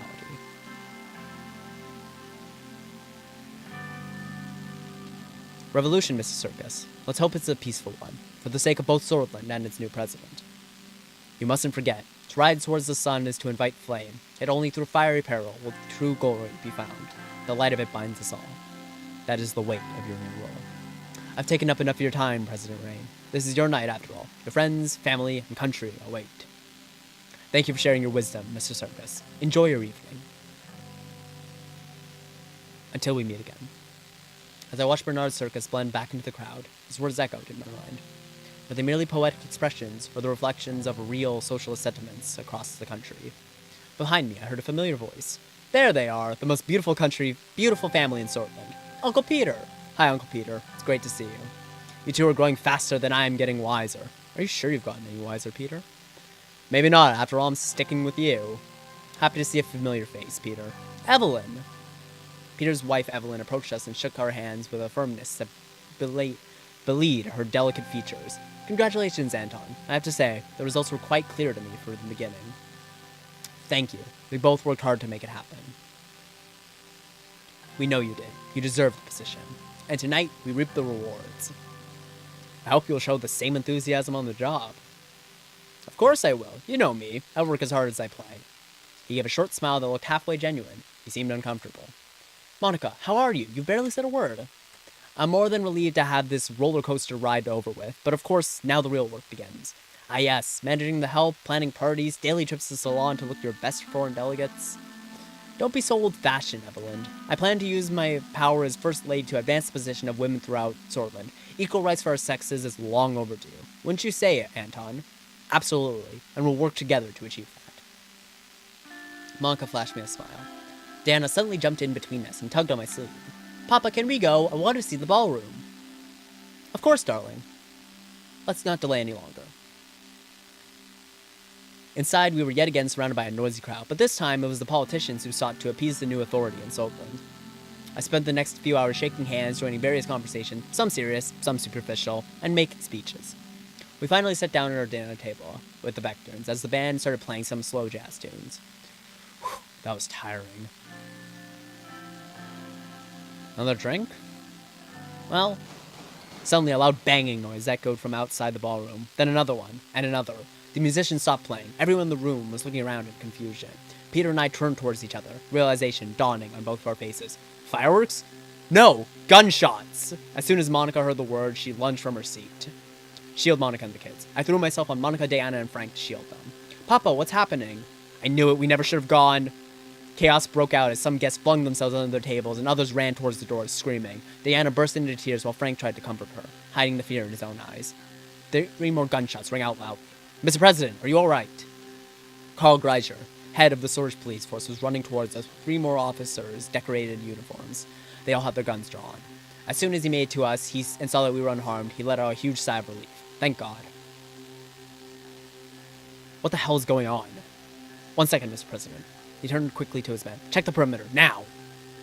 Paul, Jensen, follow my lead. We'll bring them to the safe room. He now turned to Monica, Evelyn, and the children, and spoke in a softer voice. Do not worry. The situation is now under control. Please, follow me. We promptly followed Carl through the winding halls and corridors of the palace. His men still had their guns drawn, which did nothing to ease the tension. On the way, Peter made an attempt to break the silence.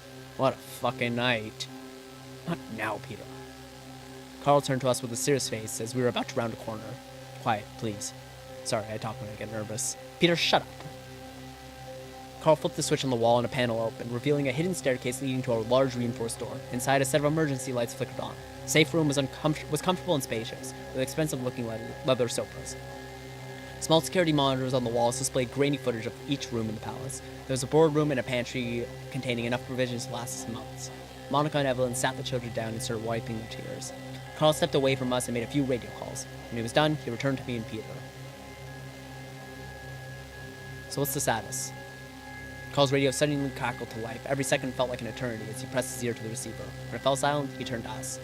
Good news. We're not in danger at this moment. The situation has been dealt with and the perimeter has been secured by the guards and the police.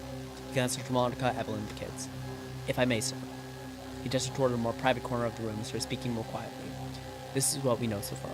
We have confirmed that 2 people were gunned down in front of the palace. The attacker is one of them, and we have reason to believe he was working alone. He fired 3 shots at an NP, 1 to the head, 2 to the body, instantly killing him. The President regards that the palace immediately shot and killed the attacker. He has not been identified yet and will require an investigation. The MP that was killed was identified as Bernard Circus. This is huge, Anton. This will cause a lot of problems. A lot of problems. Peter pulled out 2 cigarettes and handed me one. He then turned to Evelyn. I could hear him trying to reassure her that everything was going to be alright. Monica was still trying to tend to Diana and Frank as Frank paced the room, mumbling that he should have stayed at home. Comfort Monica and the kids. We are safe. I'll make sure everything is going to be fine. We can't be sure of anything anymore, Anton. I lit my cigarette and took a deep drag. I was going to see this through and keep my family safe. At all costs. I crushed the cigarette on the ashtray. Yeah. Connections. So, now that Bernard Sarkis has unfortunately been murdered, Mansoon Lek is now in charge of now the leader of the Independents. So, there's that. Security increased. Security measures at the capital have been heightened after the murder of Bernard Circus. The mayor of Holzord reports that everything is under control. Security around the Moon Palace has been increased with the combined efforts. Cabinet members were gathered to discuss the shooting outside the palace. Lilius presented the initial report. Bernard Circus was shot dead at 9:03 p.m. in front of the palace gates. He was an elected independent member of the assembly, and as you know, a famous communist. She spat the last word out with some distaste.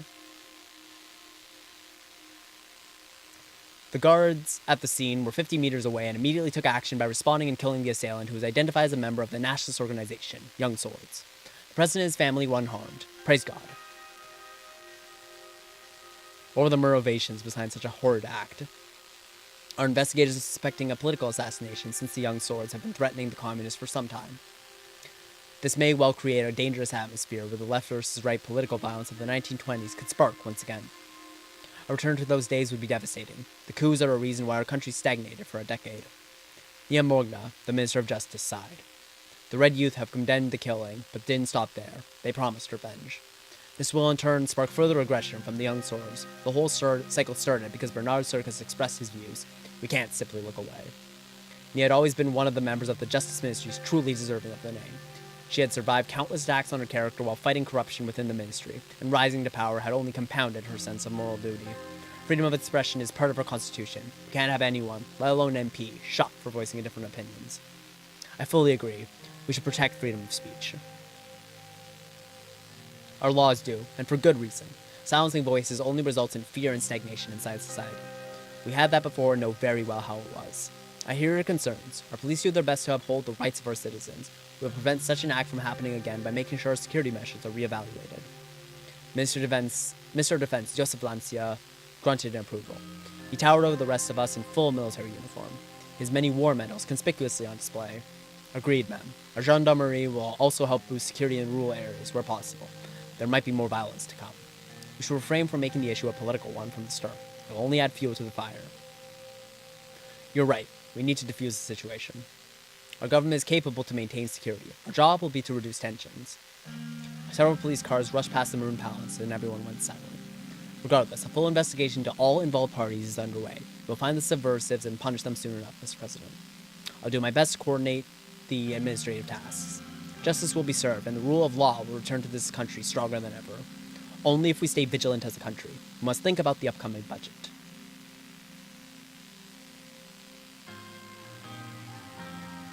We should not lose sight of our real political goals, like the constitutional reforms. Agreed. These matters shouldn't distract us from what the people want us to do. Lucian took some notes after checking the latest newspaper and reports. It seems that the tensions between the communists and the nationalists will escalate further. It would be very difficult to pass any meaningful change if there's chaos in the country. We'll make it through this and deliver on our promises. Hell yes, President Rain. That will be all for today then. We'll convene again soon. Thank you all, and keep us updated. The meeting concluded and the ministers left the room with concerned looks. It was hard to anticipate what would happen next.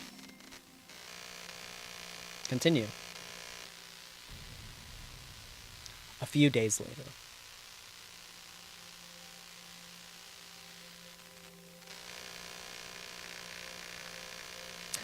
Sorry about the lag.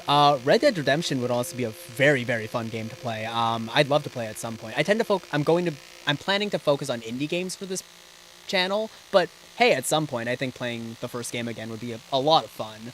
I don't know anything about The Sims 4, but I'll keep that in mind.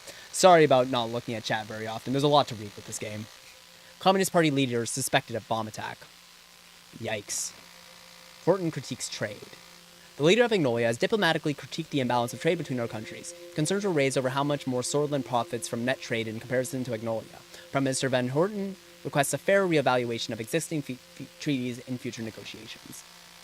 Smollett warns traders. The latest diplomatic message from the leader of Velhen warned us regarding a pathway from the mountains of Bergia that allowed traders of the state escaping to Swordland. President Victor Smollett demanded that the border security to be increased. He also sent his best wishes about handling the protests in Swordland. Soul dam at maximum capacity. Illegal Ka-74 seized. Police overburdened Nestor. Reports of BFF activity in the capital. Weapons seized in Cultural Center. Police understaffed. Illegal firearms found in Communist Party office. Young Sword's youth wing leader dead after terror attack. Jesus Christ! Goddamn this country. Okay. Security briefing on the threats against Swordland. I arrived in front of the doors leading to the Situation Room. Today's security briefing was arranged in two parts, starting with internal matters and moving on to external matters after a short break. The Minister of Interior, Lilius Graf, and the Minister of Justice and Law, Nia Morgno, joined us for the first part, the law enforcement briefing. For the second part, the Minister of Defense, Joseph Lancia, would join with a few high-ranking officials, including the Chief of the Armed Forces, Vulcan Kruger. I opened the door. Lucian, Nia, and Lilius rose from their seats. Sir? Please take your seats. Everyone in the room sat down except for Lucian. He put on his glasses and went through the documents in front of them. Shortly after, he raised his head to address the attendees. Mr. President, ladies, we will kick off today's meeting with the internal security briefing. I'm assuming everyone has already been over the agenda. We all have busy schedules, so without further ado, I'll jump to our first topic. As we feared, the political atmosphere has worsened. The reports around the country indicate that tensions are rising as we feared. What is the status of the Bernard Circus investigation? I've received news this morning that the investigation into the murder of Bernard Circus has concluded. Please enlighten us. The more we know, the better. After further investigation and testimonies, we have confirmed the motive and also the events leading up to the shooting. A few days prior, members of the Red Youth initiated a violent attack on a Young Swords local leader in Jen. We believe the Young Swords have then called for revenge, leading to the death of Mr. Circus. Since he often spoke against the Young Swords and the nationalist sentiments in the assembly, he was a big target, not to mention his radical communist views. Political violence needs to stop now. Yes, we've kept it at bay for so long, but it seems that there are now new triggers. Liz handed over the report and pointed at a highlighted section in the document. The investigation revealed a very troubling fact. The funding sources of the Red Youth have a clear link to United Contenta. Are you sure? Yes, we have found the cash trail. Several Red Youth members with ties to United Contenta have been detained, and the information extracted from them points to a preparation for a communist uprising in Swordland. It isn't unusual for superpowers to influence other nations, but I think this case is a little far-fetched. The left lacks popular support in Swordland. Nia eagerly lifted her hand. I motioned for her to speak. I went over the report in detail. It would be wrong to jump to conclusions about a clear foreign interference yet. United Contenta has humanitarian and cultural ties with many countries, including Swordland. I also don't want to jump to conclusions immediately. We shouldn't create a crisis with them. Nearly 3 decades ago, they funded General Ricard and tried to establish a communist dictatorship in our country. If it is not for Colonel Sol, we would have seen the real crisis. She took a sip from her glass of water and continued. Once Police Chief Carl Greiser has linked the funding channel to the United Contenta consulate in Benty. As we all know, the enemies of Swordland are many, but we also have threats inside the country. We need to remain vigilant, as people and nation. If we give up essential freedoms to purchase temporary security, we deserve neither freedoms nor security. This is debatable, but yes, we know that more security and surveillance cause. We know that more security and surveillance causes country under President Sol. Let's not forget that President Sol, God bless him, brought stability after a long period of bloodshed and chaos. But moving on, our highest internal threat comes from the estimated 20,000-strong British Freedom Front, led by imprisoned Delvin Arge. They are a banned political organization, now a militant force that is trying to incite racial violence. Are they supported by our British citizens? To some extent. Luckily, they couldn't attract a wide audience of Bloods, but they could potentially attract thousands if anti-British sentiments spread in Swordland again. Lilith pointed to page 3 in the report. Our intelligence intercepted 2 crates filled with weapons close to the Rumburg border. They were filled with military-grade K-74s. We expect that more have been smuggled in. A group of Bloods were caught with these guns at a checkpoint not far away. The governor of Bergia, Felix Braun, is already taking the necessary measures to counter the threat. Rumburg has been acting aggressively in the region for a long time. I'm not surprised that they would attempt to weaponize the British people against us. This is worrying. Very worrying.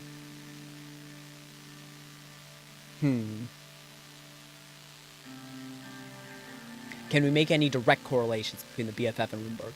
Not yet, but we have suspects that indicate such a correlation. This is grave news, but we must be careful not to stoke the fires of anti-British sentiment. Unfortunately, Governor Braun is directly causing the tensions to increase with his increasingly anti-British stance. I must remind you, Governor Braun is directly responsible for the arrest of Delvin Arge, the previous leader of the BFF. It is true that his methods can be extreme at times, but it was his policies that kept the region peaceful over the last decade. He's misusing the powers given to him by Tarkin Sol. This insane authority of the government is surely a root cause. It would be very difficult to revoke the special status of Bergia under the current circumstances in Miss Morna. The presidents no longer have the authority Tarkin Sol enjoyed. For now, yes, but with enough justification for it, it would be possible. Anyway, we will be discussing this at a later time. Tell me more about the Special Zone. As you know, Bergia was given a special status by Tarkin Sol after the full-scale uprising by the BFF against the Source government in 1935. Those couple years were disastrous for Bergia. Delvin, Arge, and the BFF declared war on us, openly attacked our people, and occupied entire cities. It was a massive uprising, but I'd like to point out the longest time they were in control of a city was 2 weeks. I wouldn't call that an occupation. Despite the arrest of Delvin Arge in 1944 and the BFF ceasing its activities, the special status in the region was never revoked. Today, the Special Zone of Bergia gives the governor insane amounts of authority. He was in trouble with the law before for not following the central government's authority. Unfortunately, Bergia also has its own police forces, directly commanded by Governor Braun. They are not part of my ministry and only cooperate when they are forced to. This is a problem. Even though our forces have the authority to serve in Bergia, the Special Zone leaves the security of Bergia mostly in the hands of the government. That leaves my hands tied.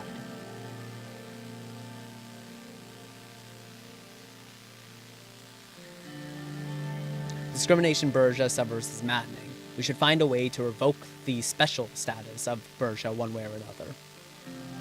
I'll do my best, Mr. President. Nia gestured at Lilius. What's the second most important threat?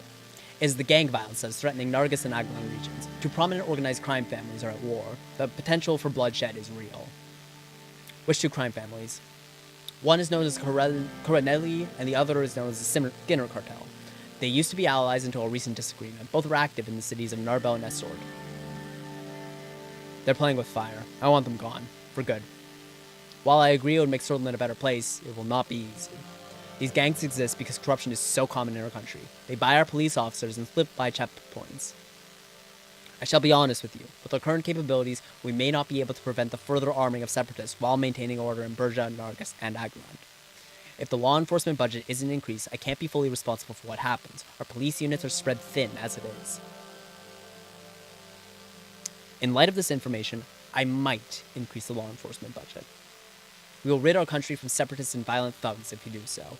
I wish you would stop using the word thugs, Lulius. The real problem is corruption, which is fueling the gang violence as very likely the reason why these weapons were smuggled in. A higher budget could help us end that. Valid points. The corruption is the root of all evil after all. We can look into corruption once the weapons have been found and the gangs have been beaten. Just like the previous administrations, kicking the can down the road. That is what is destroying our institutions.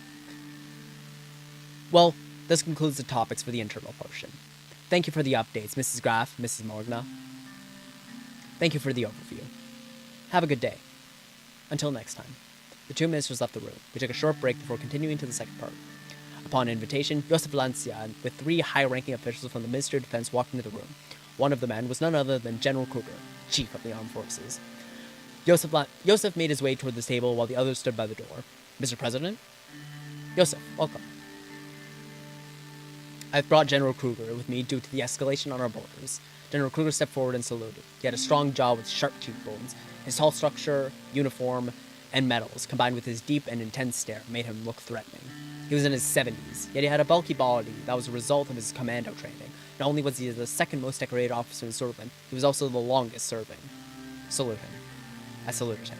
He smiled at the gesture and bowed his head in respect. Joseph tapped his foot impatiently. He seemed uneasy with the presence of another high-ranking officer in the room.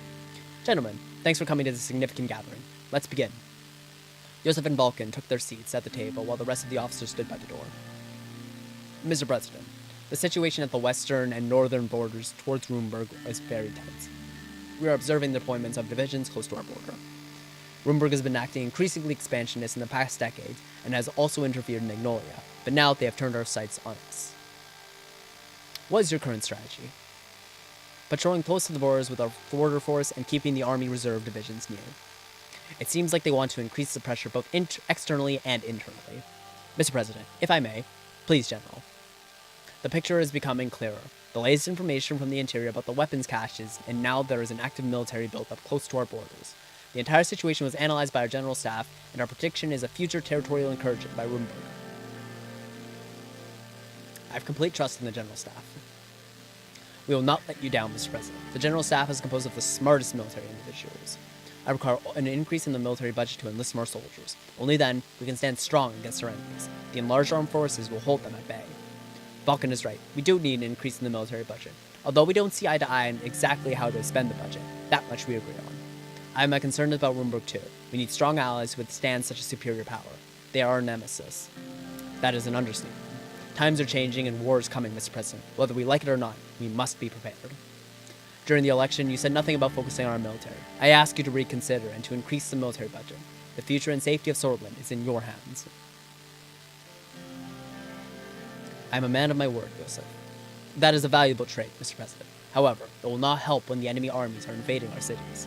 Our forces will crumble under a decrease, and Rumburg will be much more compelled to exploit our weaknesses. Our country hasn't fallen to any invading force for 200 years. You cannot let it happen, Mr. President. We should find regional allies like Valgsland or Lesbia to deter Rumburg. There are several options on the table. These options should be considered. They could be considered, but why pander to others when we can solve these issues ourselves? We have no true friends outside of these borders. Everyone fell silent when a soldier entered the room and let Joseph Lancia know that a call had come through from the ministry. Excuse me, Mr. President. Joseph left the room to answer. A few minutes later, he entered the room again. His expression had changed. Mr. President, there's been Rumburgian military activity close to the Narva border. I just spoke with the local commander. Vulcan, we should go to the ministry and get further updates from our branches. Understood. Raising military readiness is the first call of action. If there's truly an extraordinary attempt, we will relay it to you immediately and wait for further orders, Mr. President. Your service is appreciated, gentlemen. Thank you, Mr. President. You should be updated if the situation escalates. Hail, Swordland. Hail. They saluted and left the room. Rumburg was already testing us, and the reports from the interior indicate interference inside our borders. Communists, nationalists, British rebels, Rumburg expansionism. What was next? Suzerain had always been a key piece in the chessboard of the global rivalry between Arcadia and United Contana. But in the recent years, there was no such aggression from Rumburg. Not at these levels, at least. All it takes is one tiny spark to start the flames of war. The phone rang. Rumburg had decided to close their consulate in Lackhaven.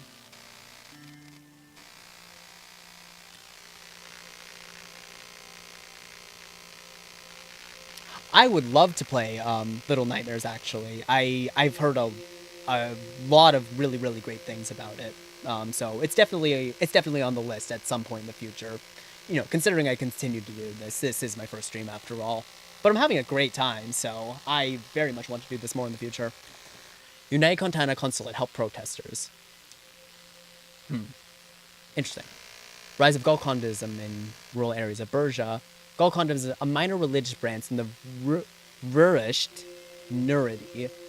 Has gained a significant following in the city of Suzerain and the rural areas of Bergia, mainly due to limited access to education and employment opportunities. Noted. The sect offers a sense of community, purpose, and salvation through strict adherence to its doctrines.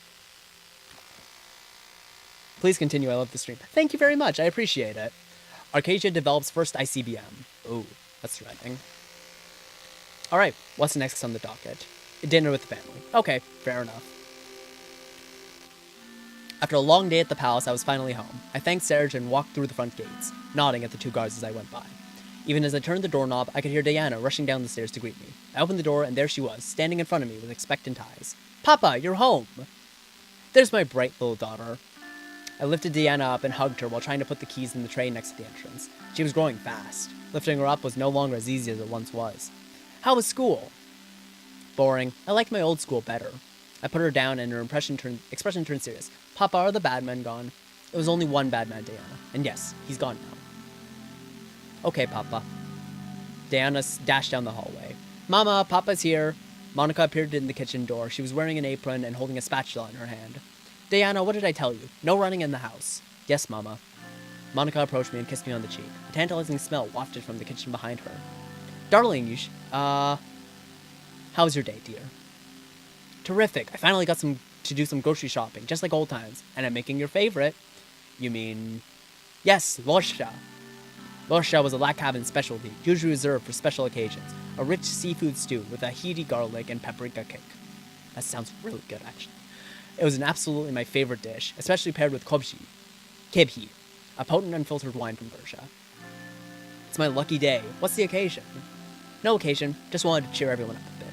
Her smile faded and she lowered her voice so that Diana wouldn't hear, especially after what happened at the ball. I'm worried, Anton. For you, for the children, for the country. Diana suddenly appeared next to us. Mama? Yes, sweetheart? I'm hungry. We'll eat in just a minute. Will you help me set the table? Anton, can you tell Frank to come down for dinner? He's been sulking in his room all day. Monica started taking out the plates while I headed upstairs to pet my son. Loud rock and roll music echoed from the hallway. I caught the faint hint of cigarette smoke. Knock on the door. There was no response. Knock on the door again. There was still no response. Bang on the door. Stereo in Frank's room clicked off. All right. What do you want? Hand over those cigarettes and join your family for dinner. You smoke, don't you? I'm old enough to do what I want. I'm trying to quit that nasty habit. You ought to stop while you still can. Frank heaved a sigh, handed me the packet, and headed downstairs. I followed him to the living room. The table was prepared, and Monica was ladling food into the plates. Come on, have a seat. It won't be tasty if it's cold. As we started eating, the room went quiet. Monica's cooking was as delicious as ever, but I had the feeling that wasn't why no one spoke. Monica was the first to break the silence. Say, did you know that they refurbished the grocery store? I don't know if you remember the owner. He's been there for the past 30 years. Can you imagine doing the same job for so long? What if you were president for 20 years? I don't want this country to suffer under another soul. Agreed. That must never happen again. Anyway, the grocery is a really nice person. He threw in some extra vegetables with my... Frank suddenly slammed his hands on the table, rattling the plates. Monica and Diana and I stared at him. So this is how it's going to be? We're just going to sit here like nothing happened? Dad, you could have been killed. Mom could have been killed. Any one of us could have died. Diana's lower lip started trembling. Monica put her hand on Frank's shoulder. Frank, you know I would never let anything happen to you or Diana, even if it cost me my life. I know, but still. Can you at least tell me if something's being done about this? It was really close, Dad. My security assured me that they took all the necessary steps. The same security that let a person get shot in front of the palace? Frank, listen to your father. If your father says we don't need to worry, then we don't need to worry. You have to trust him. We have to trust each other. Things calmed down a bit at the table. We finished our food in silence. Frank got up first and retreated back to his room. Monica lifted Diana up and propped her in front of the living room TV before returning to the table. She sat down across from me. Anton, he's still young. I know. That's what worries me. I made plenty of rash decisions when I was his age. You make plenty of rash decisions now, too. Frank's not the only one who's scared, Anton. I promise, if there's truly any threat to this family, you will be the first to know. She got up, stood behind me, and massaged my shoulders for a moment before leaving me alone in the dining room. I sat alone at the table and drained my glass of kevi. Had I been lying to Frank and Diana? Was the threat to my family truly over? Time would tell. Content and Security Pack. CSP faction spotlights workers' rights in report. CSP's stance on workers' rights offers a strong counter-narrative to ATO's capitalist orientations, emphasizing the Alliance's commitment to socioeconomic equity. Morale expresses condolences for Circus. Okay, let's check the overviews quickly. Nationwide revolt. That's bad. Diplomatic pressure. Yeah. React to the unrest. The political situation around the country has escalated. Chief Strategist Lucian Galad has prepared several action plans that we can execute. What will we do to address the intensifying political climate? Alright, let's dismiss the ones that we're not going to do. We're not going to reject the plans. We have to do something. That's just a no-brainer. Label all protesters as traitors, because that will absolutely de-escalate the situation. No, absolutely not. This will just incite more violence against, this will just incite more violence against the protesters, which leads to more violence from the protesters. This is terrible. We're not doing that. Expand the police force by deploying all recruits in training. The police are not as well funded and trained as it currently stands, so I do not want to be. I don't want to be releasing a bunch of untrained police units into the streets to deal with this. That's a terrible idea. So it's either call for restraint on national television or visit affected towns in person. I think visiting affected towns is the best option. If we're there in person and people can physically see us working with people to try and de-escalate the situation and maintain peace, that is a very good sign. And the media will also be there, which also gets me calling for restraint on national television. This does both, and I also think it's the best option just in general. So, visit the affected towns in person.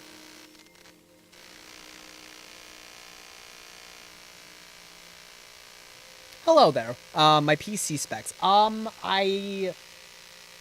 Honestly, I'll have to get back to you on that. I built the PC like 2 years ago myself. I can't remember much of the details, but I do know I have one of the new-ish generation i5 processors. It's an Intel, and I have an NVIDIA 3060 Ti, which I'm very, very happy with. It helps me run these games and stream.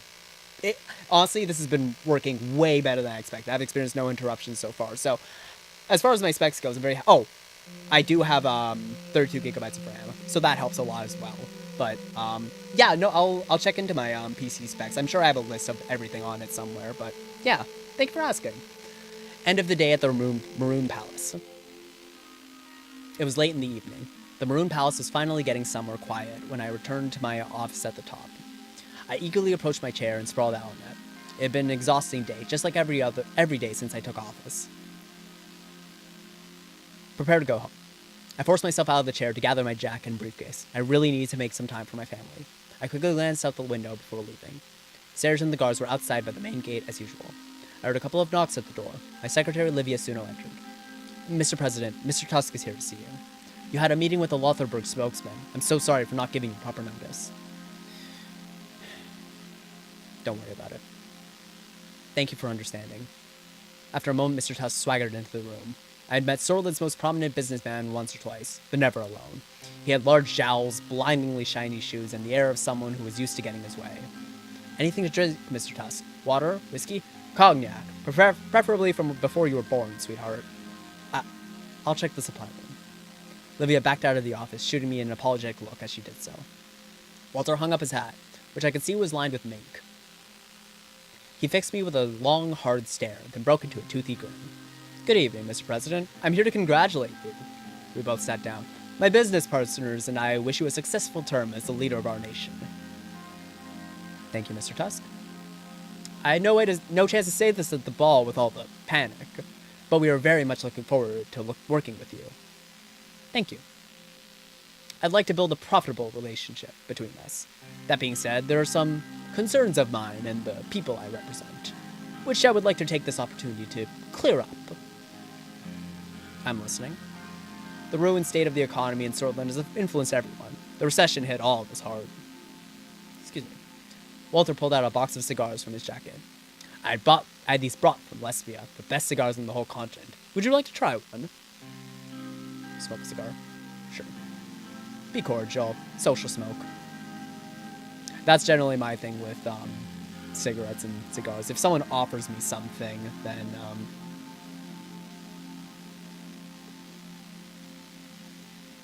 Ethan, I see you. Screw you. I grabbed one out of the pack. Walter lit it up with his large engraved lighter. Now we were talking. A man who knows business and pleasure. Walter grabbed himself a cigar and lit it up as well. We looked out at the city scenery as we both puffed away. I heard that you purchased stocks from Armadan Industries in Arcadia. Smart buy. They're developing new gadgets that are going to be profitable. With risk comes reward. I expect a very good return on investment. You have a keen eye for business. I'll buy a couple of thousands of shares too, to expand my portfolio.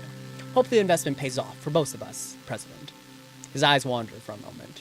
You are having a good start to the term, for sure, besides the recent troubles. Glad that you have decided to promote a free market, which is the only thing that can get us out of this mess.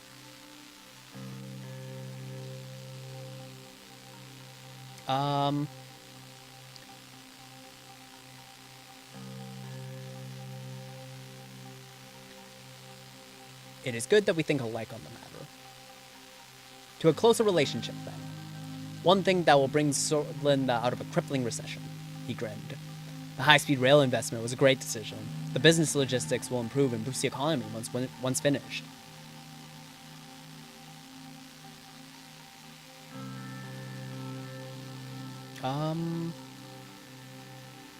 The intention of the administration is to boost the economy. Be vague about it. The right intentions, for sure. I mean, you could say that to literally anyone. We can be close allies. The group can help you get Sortland out of the recession, which will be the key problem to solve in your term, and could even determine your re-election. Let's start with a gesture of goodwill. Soon the investment project contract will be awarded to one of the three main contenders. He pulled out a check from his pocket and slid it towards me on the table. My personal bank details were listed on it, with a deposit of 500,000 Sortish Ren ready to be transferred. This was 6 months of a president's salary. If the contract were to somehow awarded to Underhall Construction, they would not only work harder and deliver, but also do it on time. What do you think, Mr. Rain? Would that be good? He put his index finger on the check. There was a noise behind the door. Livia Suna was standing there, holding a tray with a bottle with 2 glasses. I'm so sorry, Mr. Tusk. All I could find was a 1942 Sévigné. I hope that's acceptable. She quickly put the tray on my desk and walked out. Tusk eyed her as she left. Remind me to visit your office more often. Now where were we? Do we have a deal? No. I will make my own decision. Walter sighed and put the check away, putting it in his pocket. Thank you for your visit, nonetheless. It was good to share opinions. We'll meet again in the future for sure. Oh, I almost forgot. Say hello to Mr. Caronti for me. He smiled. Have a good evening, Mr. President. Walter stood up, grabbed his jacket, made his way towards the door. He closed the door behind him. I gathered my things and prepared to finally head home. As I walked out, I noticed Livia still there, covering up her typewriter for the evening. If I may be so bold, Mr. President, did you accept his offer? Of course I didn't. How could you even ask me that? The other girls have told me about all kinds of dealings that went on during the Alfonso administration. I wasn't sure if you were that kind of president. I most certainly am not. She and I took a moment to look out over the lights of the city before heading to the elevators.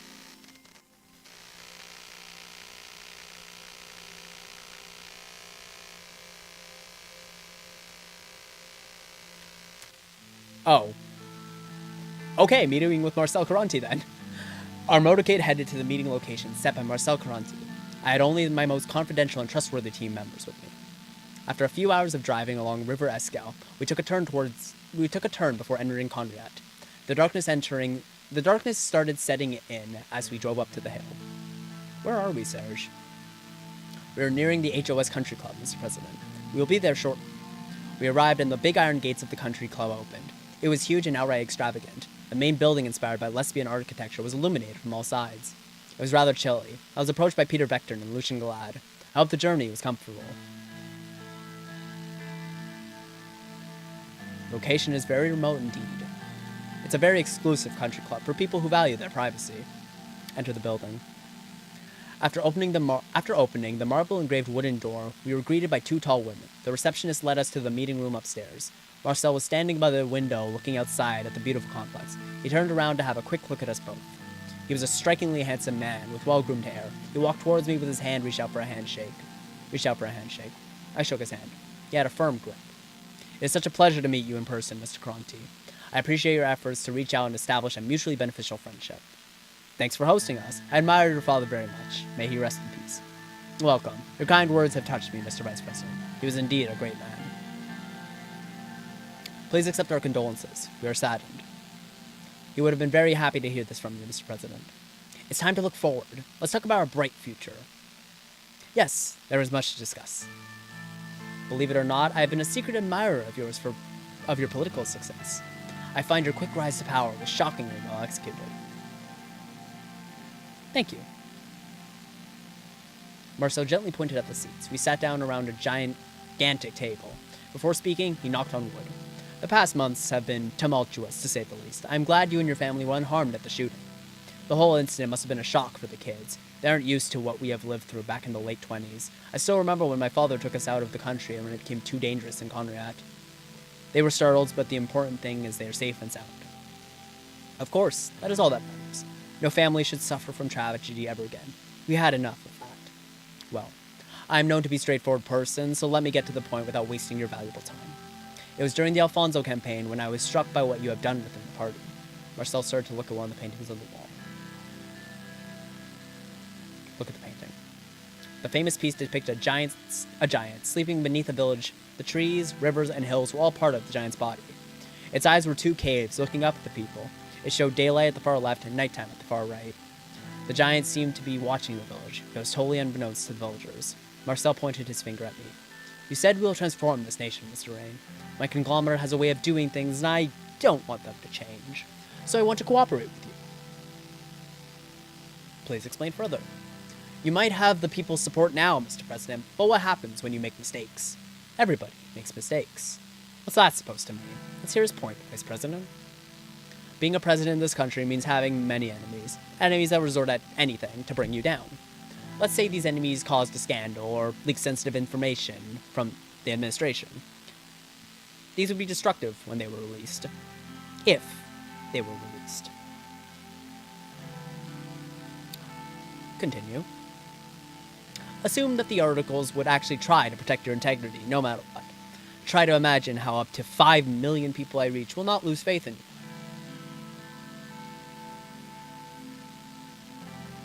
Let's hear your offer. I want two things, Mr. President. One is a guarantee from you that the Rain administration won't meddle in HOS affairs no matter what happens. Number two is a simple gentleman's favor for the future. Let me prove my services to you, and I am sure you won't disapprove when the time comes.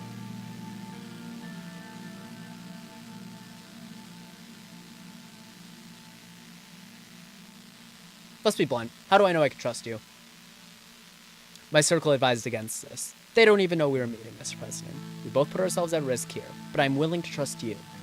The other question is, are you willing to trust me and accept the offer? What do you think about the solution? I think it's a good deal. He is right. We will need the media support. With his newspapers and channels on our side, we can dodge a lot of bullets. The one thing that bothers me, though, is his favor request. We do not know what it is, and he could ask for something that could point fingers at us. Marcel interrupted us. So, do we have a deal? Okay.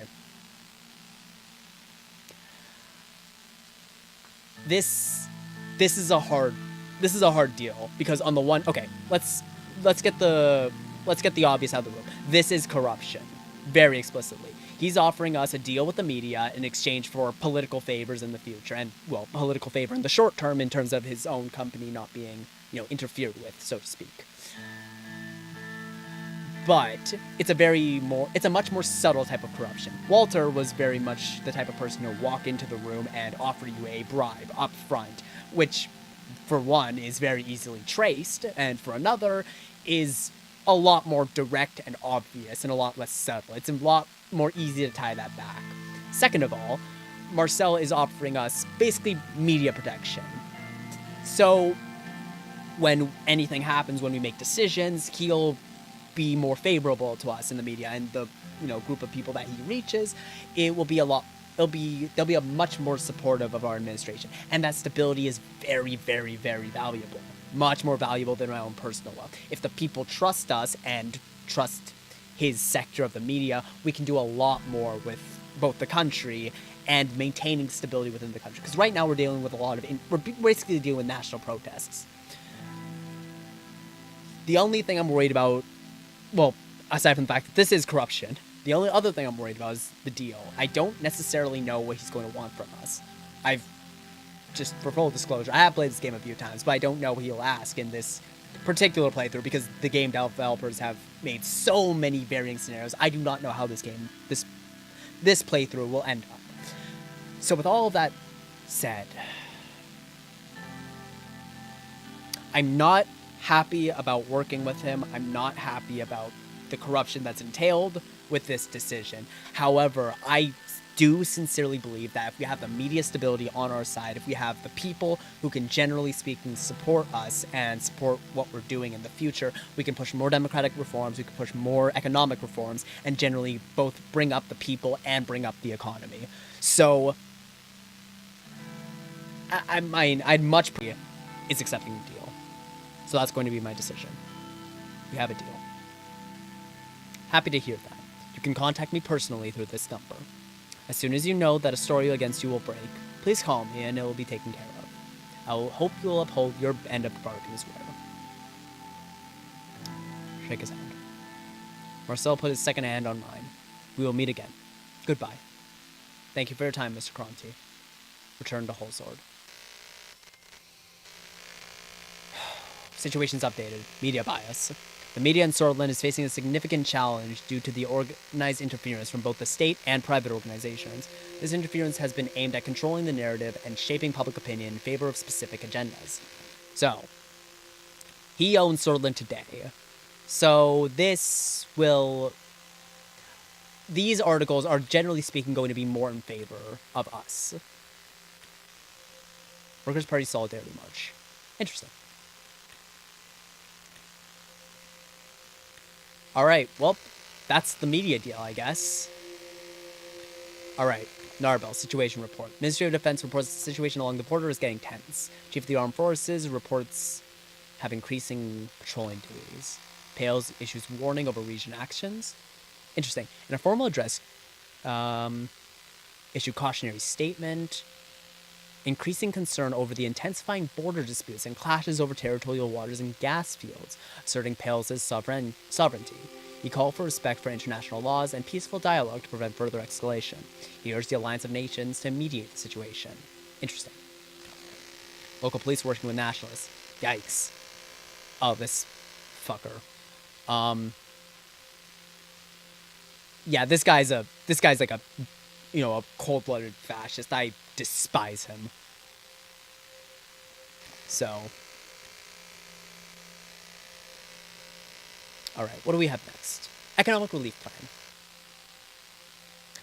With the assistance of the National Business Council and the central bank, Simon Hole put forward a countrywide relief plan to mitigate the economic hardships that are being felt. We can either provide stimulus checks for people in need, or bail out businesses under serious financial strain, or decide not to approve the plan. So, for me, this is also an easy decision. Provide stimulus checks for the people in need. If we're able to provide economic relief to the people, they'll be able to do essential things like buy groceries, pay rent, pay health insurance, etc., etc. So simple, obvious decision. Provide stimulus checks, and frankly, providing stimulus checks helps businesses as well. If the businesses are actually able to receive money and people aren't desperate, searching for money, it's a no-brainer. Providing the stimulus check is the best for the people, and frankly, long-term, best for the businesses as well. So, provide stimulus checks for people in need. -2 government budget. Stimulus checks provided. Good. Good. Let's hope that helps people. All right. Next up, finalization of the L1 railway contract. We arrived in Anrika by train. After being greeted by crowds of cheering citizens and the local government officials, we headed to the city hall. We were here for a significant meeting about the L1 project. Several construction companies sent their representatives to the city hall. Gus was first to arrive. He greeted me with a heartwarming smile. "Hello, Mr. President. Good to see you again. Appreciate you taking my offer on the stock investment. Armadine is a very promising corporation. If everything goes well, you will make a solid return. Thank you for arranging the opportunity. I'll treat you to a 30-year-old Ellery Maroon if they make solid profits." "My pleasure, Mr. President. Looking forward to that Ellery Maroon already." Simon Hole joined us. After settling down, we moved on to discuss the details of the L1 railway project. "I came by train yesterday, and it was a little uncomfortable. Besides starting our economic recovery, the project will make the journey here much more pleasant, Mr. President.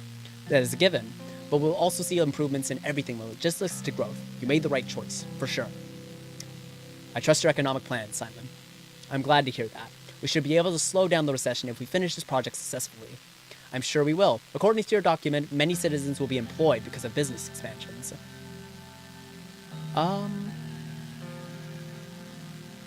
What kind of end results do we expect?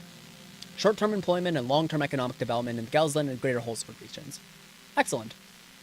There are so many forgotten people living in the less developed areas between Lackhaven and Holsford. They will benefit.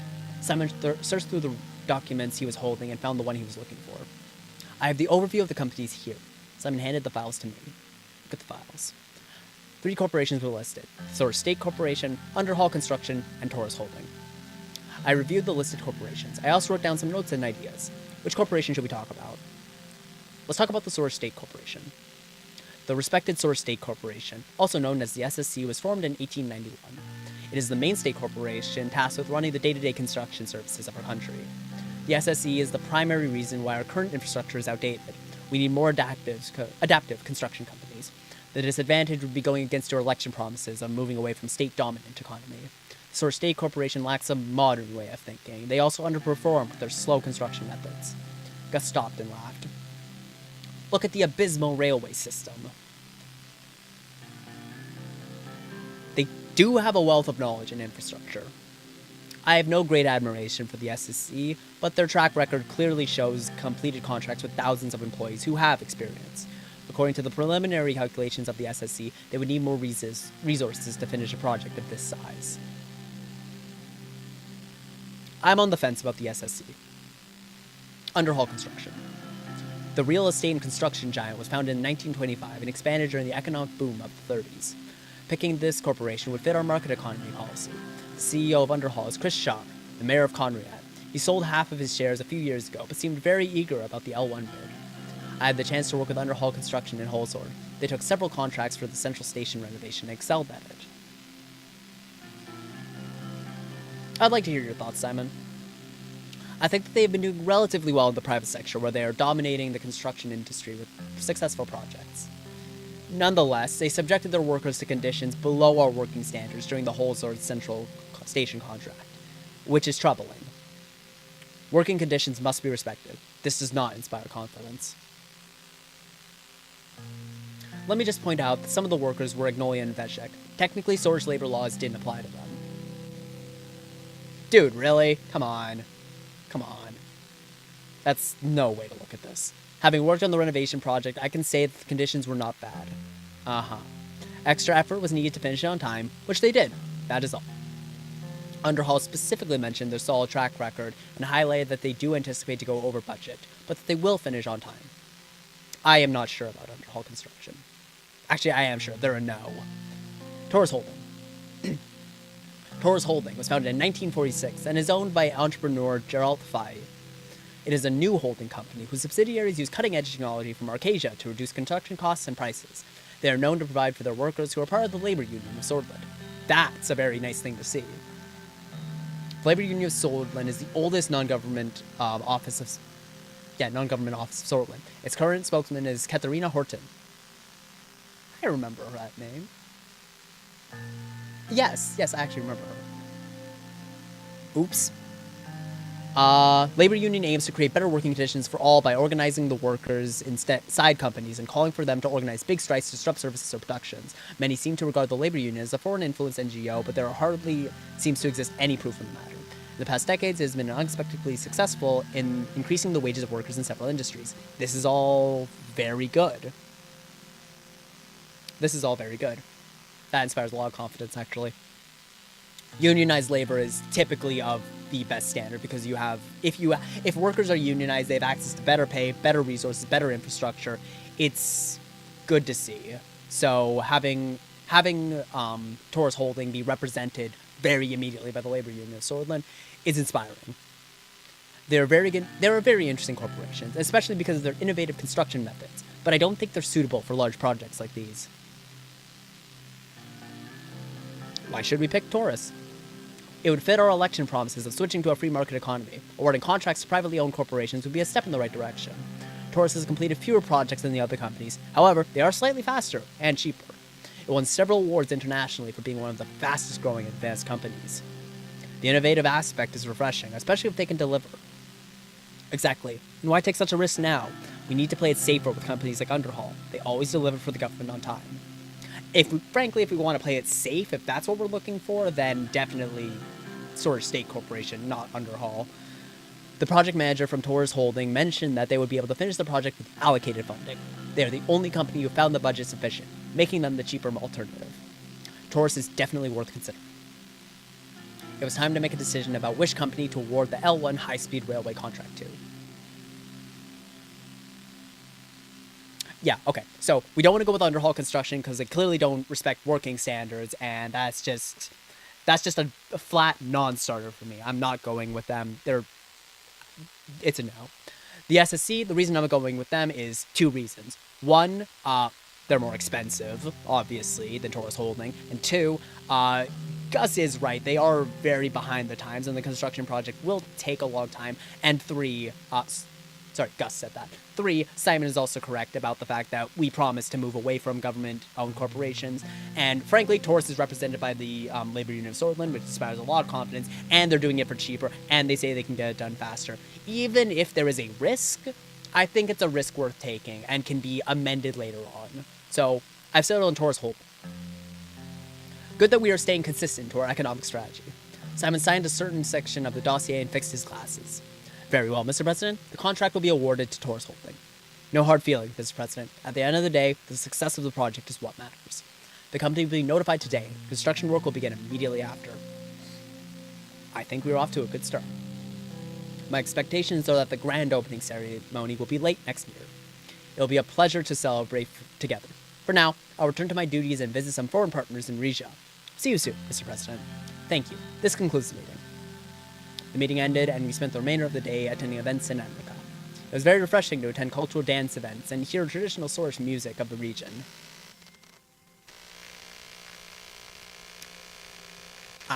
Bernard Circus's funeral. The death of Bernard Circus has shocked the country, and his funeral will be held in Dyer, among a large crowd of sympathizers. Circus was not only a communist poet, but also an elected MP that had a voice. A state funeral has been organized to honor him. The question is whether the president and the administration will attend the funeral or not. It's a simple yes. He was shot in front of the palace by nationalists. We want to be there. We want to show solidarity. We want to condemn the violence. It's a no-brainer. We're going to attend the funeral. Actually, let's see this. Risky railway project. Okay. Unemployment and checks. Help comes at last. Yeah, I was good with that. Funeral of Bernard Circus. Dark clouds were looming over Dyer. They looked daunting as our convoy started approaching the century-old cemetery. It looked like it was going to rain. Certainly fitting weather for a funeral. As expected, Bernard Circus's passing maintained its media traction, and all of Sordland was paying attention to the ceremony, especially to what I would say in my speech today. Sir, we have arrived. Raindrops were running down the car window when Serge opened my door and held an umbrella over my head. As soon as I got out, flashes from the camera blinded me.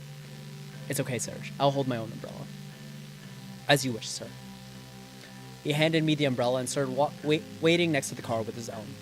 Peter and Carl exited from their own cars in the convoy. They made their way over to me. Anton, Mr. President, I just wanted to inform you that the perimeter is clear and secured completely. There's no one getting in or out without our knowledge. Good work.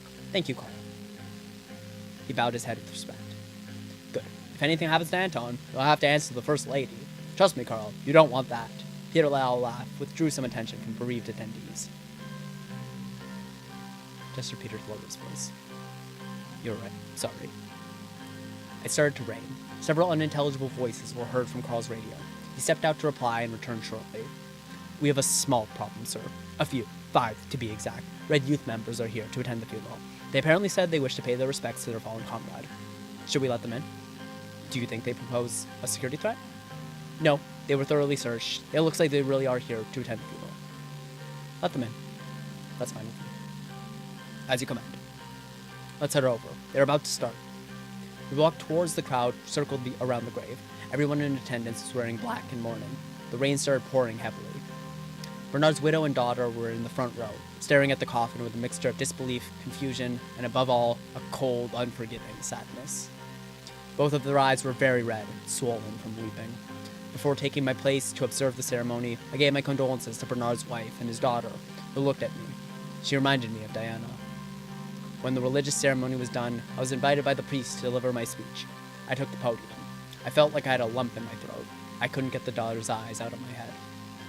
Today we are mourning Bernard Circus, a father, a husband, a loyal servant of this country. Towards the back of the crowd, I spotted the members of the Red Youth wearing red shirts with black bands of mourning on their arms. They seemed ruly and were respectfully bowing their heads. There was a complete silence except for the sound of raindrops.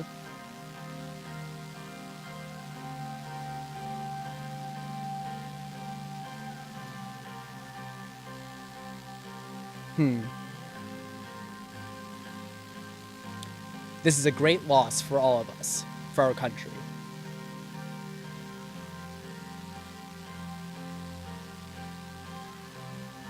Circus had a dream of a unified Sordland. In these next months, we need to fulfill his dream and band together. But hatred begets hatred. There is only one way to overcome this vicious cycle. We must unite against the evil of this world. I would like now to recite one of the poems he left us.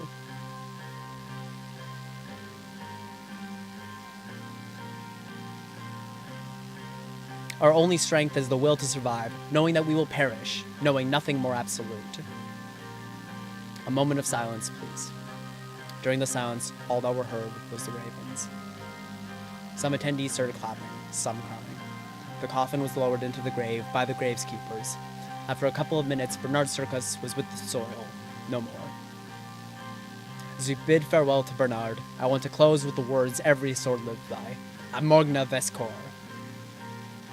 Everyone replied, Vector insista. Victory is close. With applauses, I stepped down from the podium. It was time to leave. The widow thanked me with a soft and defeated voice before we dispersed. On the way back to the car, I still couldn't get the eyes of Bernard's daughter, nor the faltering voice of his wife, out of my head. Would Diana, Monica, and Frank look the same way if something happened to me? Peter put his hand on my shoulder. That was a good speech. I sensed only respect from his voice. Thank you. I mean it. I know you do. Come on, it's time to go. We've got work to do. He was right. We had work to do. So much more to do. I realized that the rain had stopped, and I looked up. The black clouds slowly disappeared, and sunbeams enlightened our surroundings. As someone once said, even the darkest nights will end, and the sun will rise. Hope was still on the horizon. Collection book. Circus's poem book.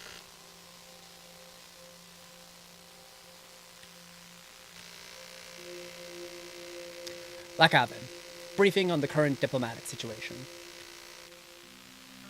The Blue Mansion in Lackhaven hosted us for the important diplomacy gathering. The door opened, and David Vichy, once a lecturer to me, now the Minister of Foreign Affairs, gently made his way towards my desk. May I sit down, Mr. President? Leave the formalities aside, David. Please, take a seat. Ah, right. Anton, I'm used to titles. Diplomacy jobs train oneself. He slowly sat down, taking care not to aggravate his arthritis in his knees. He'd always had an air of gravitas about him, and old age had only served to deepen that. After he settled himself, he regarded me with delight, his blue eyes sparkling. Look at you, Anton, the 4th president of Switzerland. What a privilege for me. I still remember the first day you took my class at the Lackhaven School of Economics. Somehow, the inexplicable ebb and flow of life has led us here, to positions where we can change the course of history.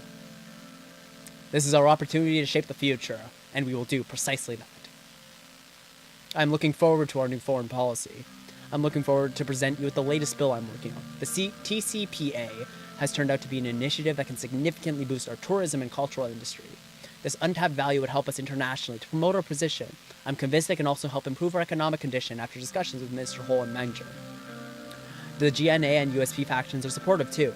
I really shouldn't have done overtime hours to get it done, but I really care for the position and the value of our culture. He started coughing again, this time for longer. Would you like some tea or water? Oh yes, please. Tea and water sounds nice. Thank you very much. He smiled. Olivia brought 2 cups of tea along with a glass of water and placed them on the table. It seems you still remember how I like my tea.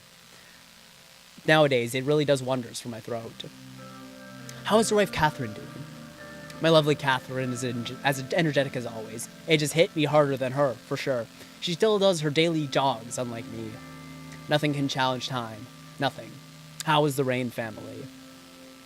Monica is really taking to her the First Lady role.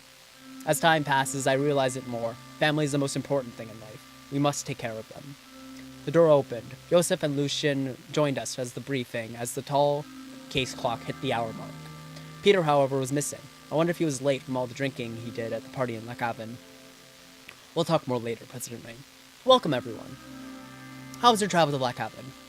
A little bumpy due to some turbulence. I arrived via a military cargo plane that landed at Lackhaven International. I took the train. It was a little slow, but I can still recommend it for the beautiful landscape. I also had the possibility to work on a couple things during the ride. From what I've heard, it will be much faster in the near future when the L1 high-speed rail is finished. Exactly. If all goes well, it'll be one of our major achievements. Well then, since Mr. Vector doesn't seem to be coming today, I think we're ready to start. I will start by providing a brief overview of our current status with our neighbors. What would you like to start with? I'd like to hear about Agnolia. Our brotherly nation to the northeast, Agnolia. They're still diplomatically not aligned, and probably has one of the most democratic systems between our neighbors. Economic stagnation is a worry for them. Their primary issue is their heavy reliance on foreign investment from us. Agnolia is our most friendly neighbor. We've been allies for the longest time after Rumberg annexed Dome. This fact needs to be part of the equation. Unsurprisingly, the Agnolian Prime Minister, Martin van Hoorten, is expecting better cooperation through a new fair trade deal with us. It was one of his election mandates.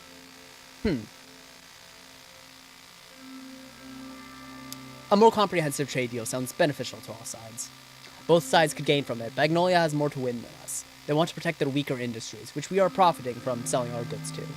Additionally, the latest numbers indicate currently 1 million Agno-Sordish citizens live in the Agnon region of Switzerland, which creates a link between foreign policy and our internal affairs. These people have suffered socioeconomically, which led them to crime and other problems.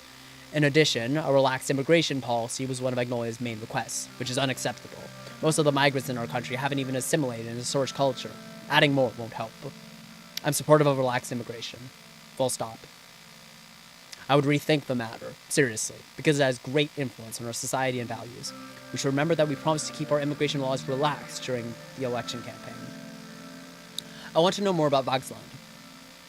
Our cousins of old across the Markian Sea wish to have good relations with us. As we all know, Vagsland is a socialist republic aligned with United Contana. They are an important regional player. It's also the most significant sea power in almost all of Mercopa. It is the only country that can rival the superpowers with their navy. We had hostile relationships with them after several wars in the 19th century, which we wouldn't want to experience again.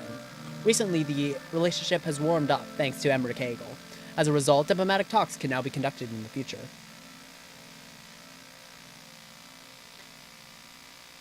Breaking the ice of Vagzan could be good if we are to rise diplomatically.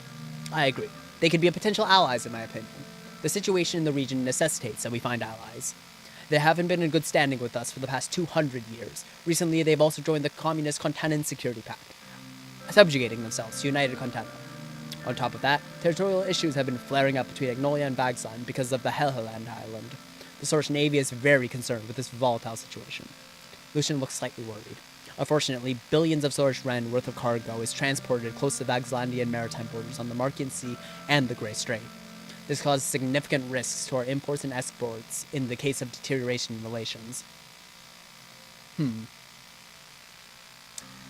That is very, very concerning. The strait is of high strategic value to us. Yosef, the Navy is keeping an eye on the situation from a distance, yes?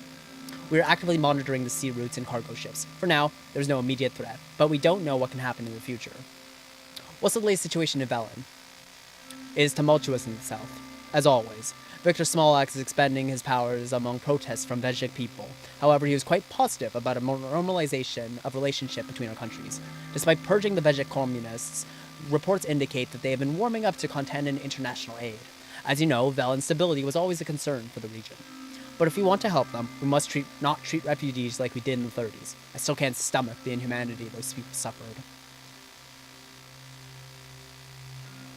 A trade agreement with them would improve stability and increase mutual trade over this area. This is Bergia, by the way. So that's the region that borders them.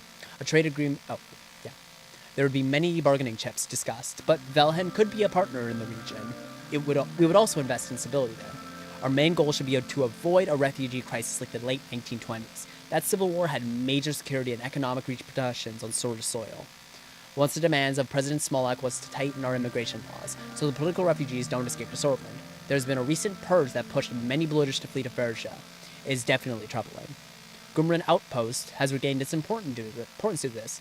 I'm sure you remember the winter at that border outpost, Mr. President. He was right. I did remember that winter. I remember how cold it was when I let the refugees slip through. I was discharged of my duties as a result by Major Josef Lancia, no less, spending the rest of my services cleaning toilets and sleeping in a cell. In fact, there had been a similar refugee incident in the past.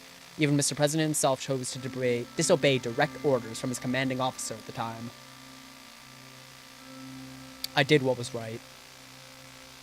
Soldiers do not decide on what is right. Soldiers do what they are told to do. He opened his mouth to continue, but David cut in. Our focus should be on the current matters. The Bluish minority is very large inside Velen too, which is a factor to consider. It is in our national interest to prevent the formation of a failed state on our western border. Velen has been increasingly aligning itself towards the Communist Alliance. Another point to analyze. Let's move on. Two important neighboring countries remain, Lesbia and Rumburg. Which would you like to hear about first? What about Lesbia? Our southern neighbor is aligning itself more and more with Arcasia. Lesbia is currently led by Prime Minister Patricio Alvarez. They are the jewel of the continent and the second largest economy in Mercopa. Though wealthy, Lesbia suffers from excessive economic inequality. Our past relations have been great, but during the last decade... Our past relations have been great, but during the last decade, their investment to Sortland dwindled due to our instability. Allying with the richest regional nation could be beneficial. It could be, but it would also mean that we would draw closer to the Arcadia bloc and near the Arcadian Treaty Organization. I am certain that the recession has a lot to do with the retraction of investments. Once they see that money isn't in the picture, they vanish rather quickly because they are capitalists. They have shown a selfish attitude during the Velen Civil War by closing their borders and funneling refugees to cross into Sortland. Lucian cleared his throat.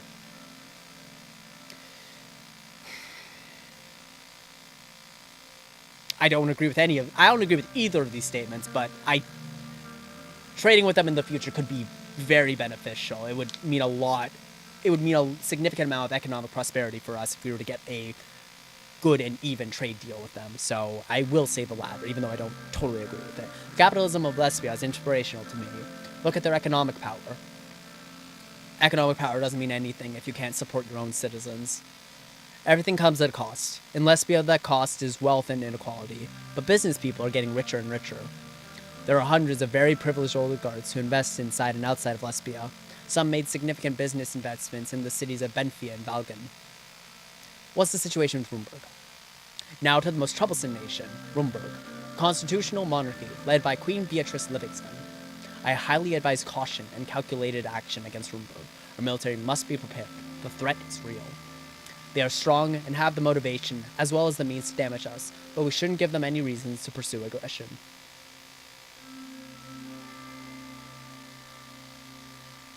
I will take your advice into consideration. These types of nations will always try to make up a casus belli, a reason to declare war. While Thornborough openly denies such claims, their past and current actions make it clear that they want to destabilize us. The weapons caches found by our intelligence agency clearly shows what their goals are. Our military must be steadfast and our diplomacy valiant. Yosef looks stern, full of resolve. The Rumburg threat is one of our top priorities. You can be assured of that. We are always in dialogue with our Rumburg ambassador to make sure a channel is open to solve disputes. We could use their aggressive attitude against them by convincing the international community. Lucian grabbed the Leckhaven Times newspaper and put his finger on the article about the latest diplomatic incident. Their abrupt announcement about the closure of the Rumburg consulate in Leckhaven is yet another step in their escalation. This covers the overview of the current situation. We'll move on to our trade choice and the response to Rumburg's diplomatic escalation. The sun began to set over the hills of surrounding Leckhaven. The team was ready to give advice on the new trade initiative and the response to the latest diplomatic incident with Rumburg. Peter arrived late. He looked a little rougher than usual. It must have been the drinking from last night. Hey there, folks. Excuse my delay. Sure I didn't miss anything we didn't already know. You were supposed to be a part of this meeting an hour ago. Punctuality is important. You're talking about serious subjects here. Don't comment.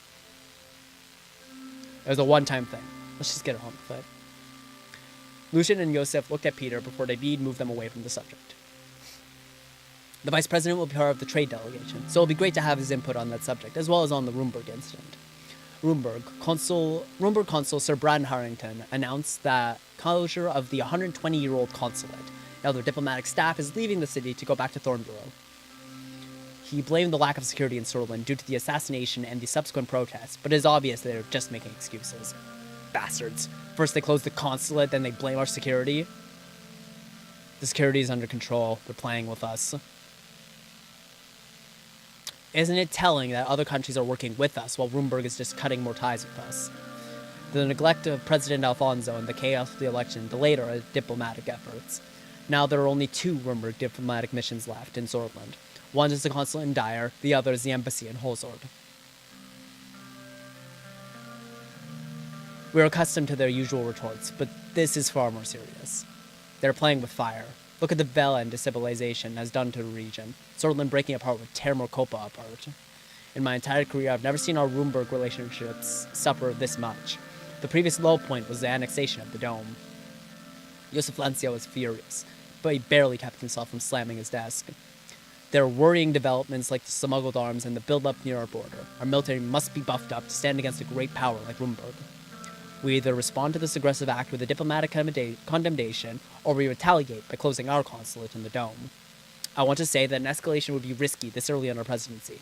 We should focus on creating a negative image of Rumburg to the international scene.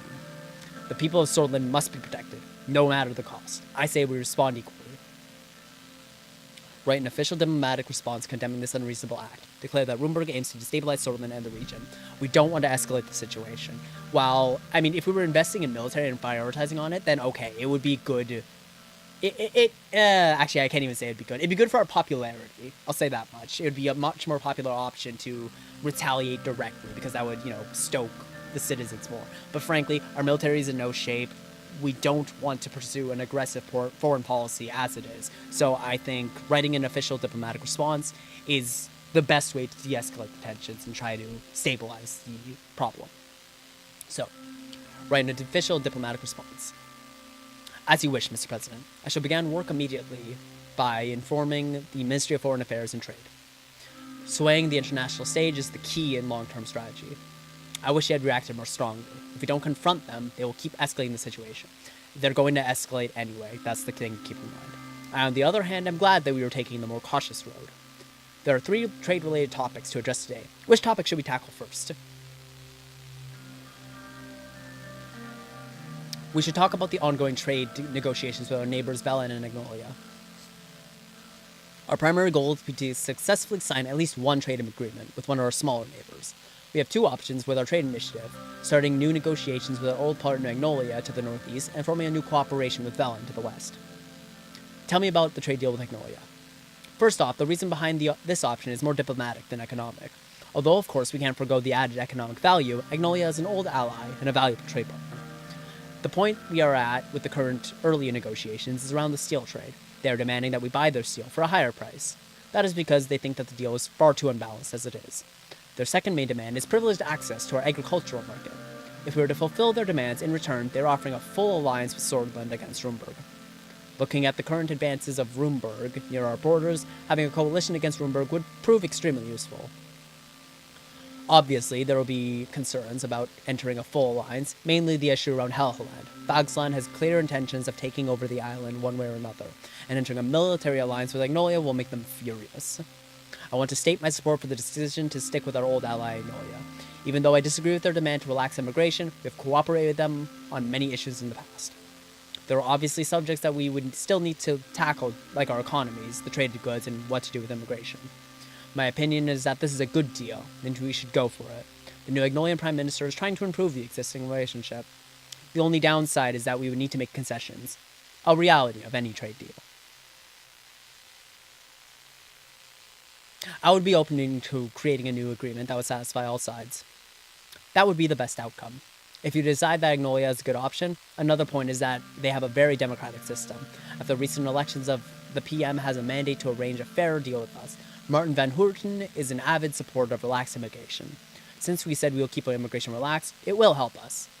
Regardless, if we are going to increase our regional influence to previous levels, we might need to make amends with our neighbors. Ultimately, the decision will be up to you, as always. Tell me about the trade deal with Velen.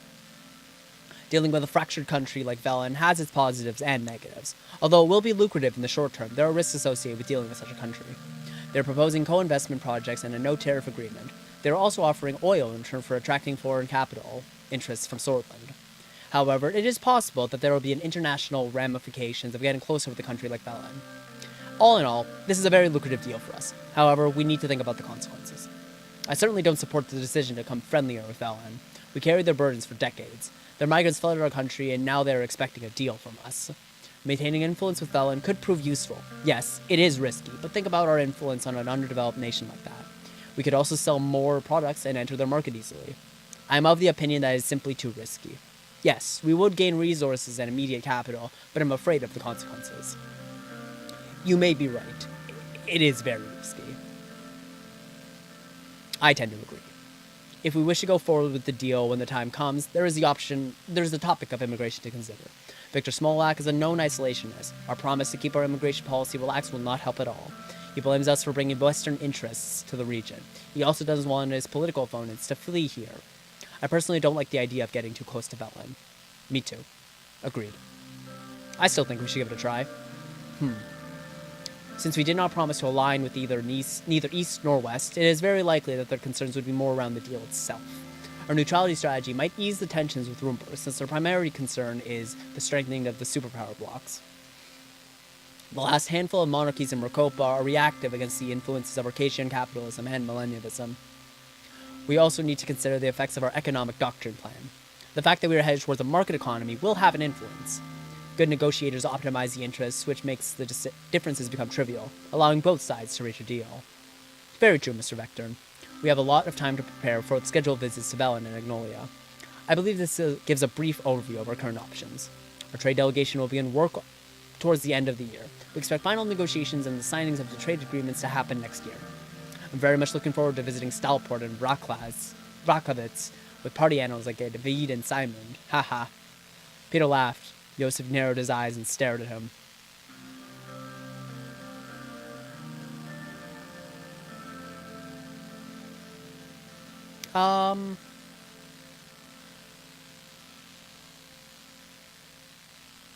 Let's discuss the deal potential and what's on the table. I'm sure I can talk about Regio later.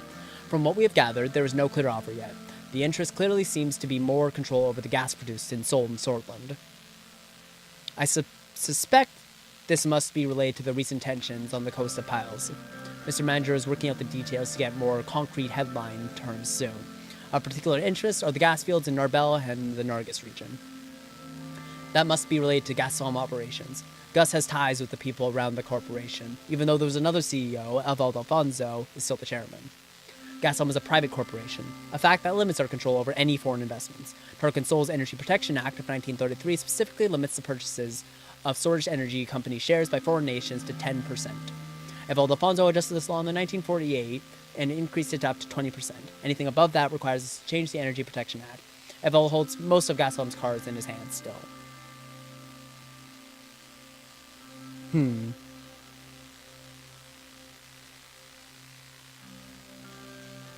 Good thing we handled the transfer of power within the party diplomatically. I'm sure he'll be more open to talk.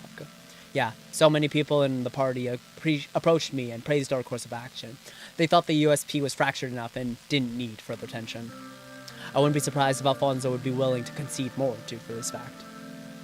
I would be wary of him and Mr. Manager's intentions. Diplomacy is the way, 99% of the time. Lucian pulled out a pen and took a few notes. David coughed a bit, then continued talking. From our diplomatic channels, we can tell that Lesbia is still very interested in source petrol, whereas Rumburg wants more gas resources.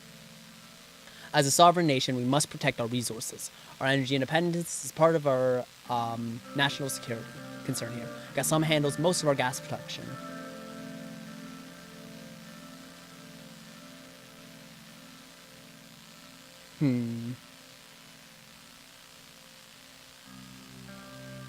We should protect our energy independence. That's one thing I firmly believe. I think our energy production should remain firmly in national hands, not in the hands of for-profit corporations. That is a recipe for disaster. So we should protect our energy independence.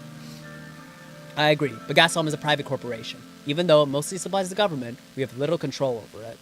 If Regio wants to buy more than 20% of shares allowed by protectionism laws, then the government can step in and make changes to the EPA. Precisely, but we don't know if this will be the case. There is a scenario in which they might invest within the EPA limitations. We just have to hear more before weighing the options. They never revealed much about their involvement to me, but I always had the feeling that Alfonso's crew is more linked to Gassom than they seemed.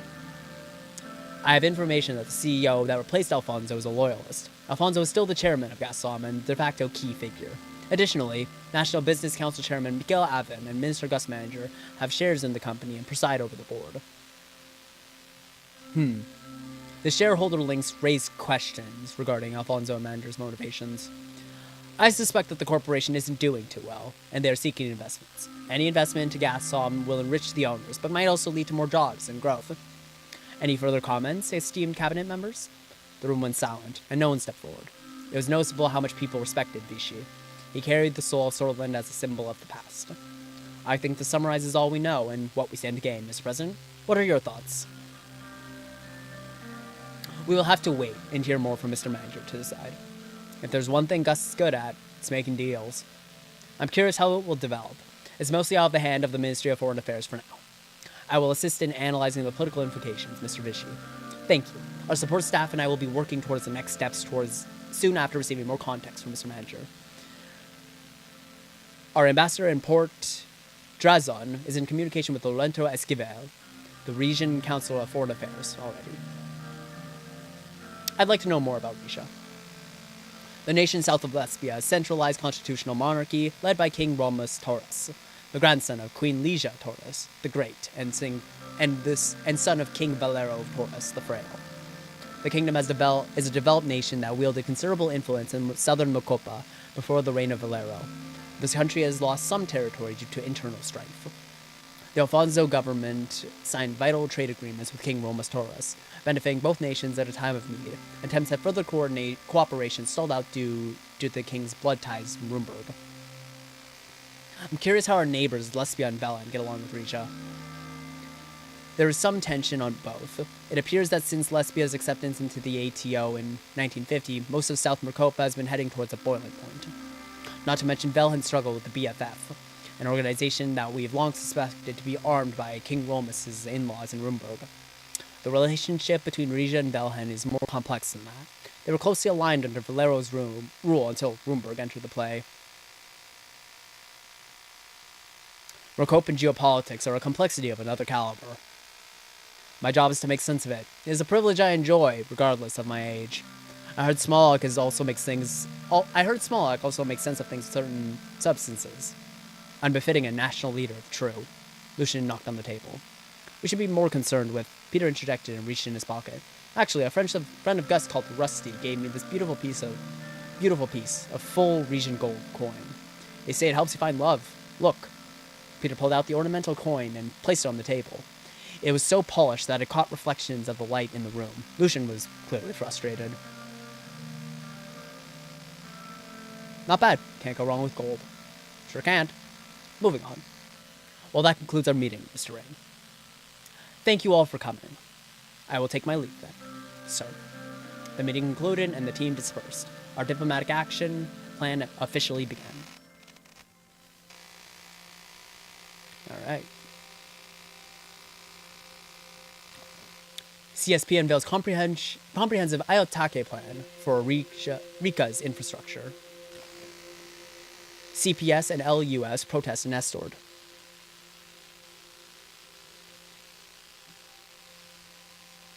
Grand National Assembly's Green Bill in Holzord. CPS and the LUS picket line.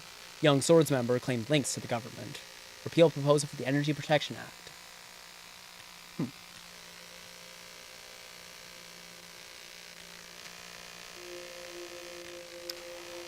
All right.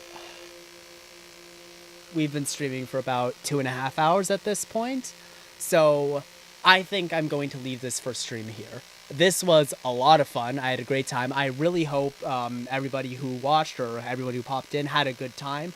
I sincerely appreciate anybody who came here for being here, and I sincerely hope to do this again soon.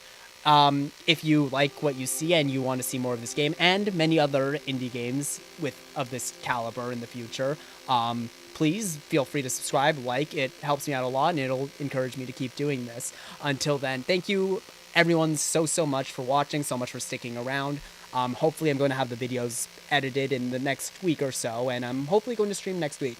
And of course, thank you to Torpor Games and the Suzerain development team for creating such an incredible game that inspired me to do this in the first place. Thank you everybody so much for watching. Until next time, take care of yourselves. Bye.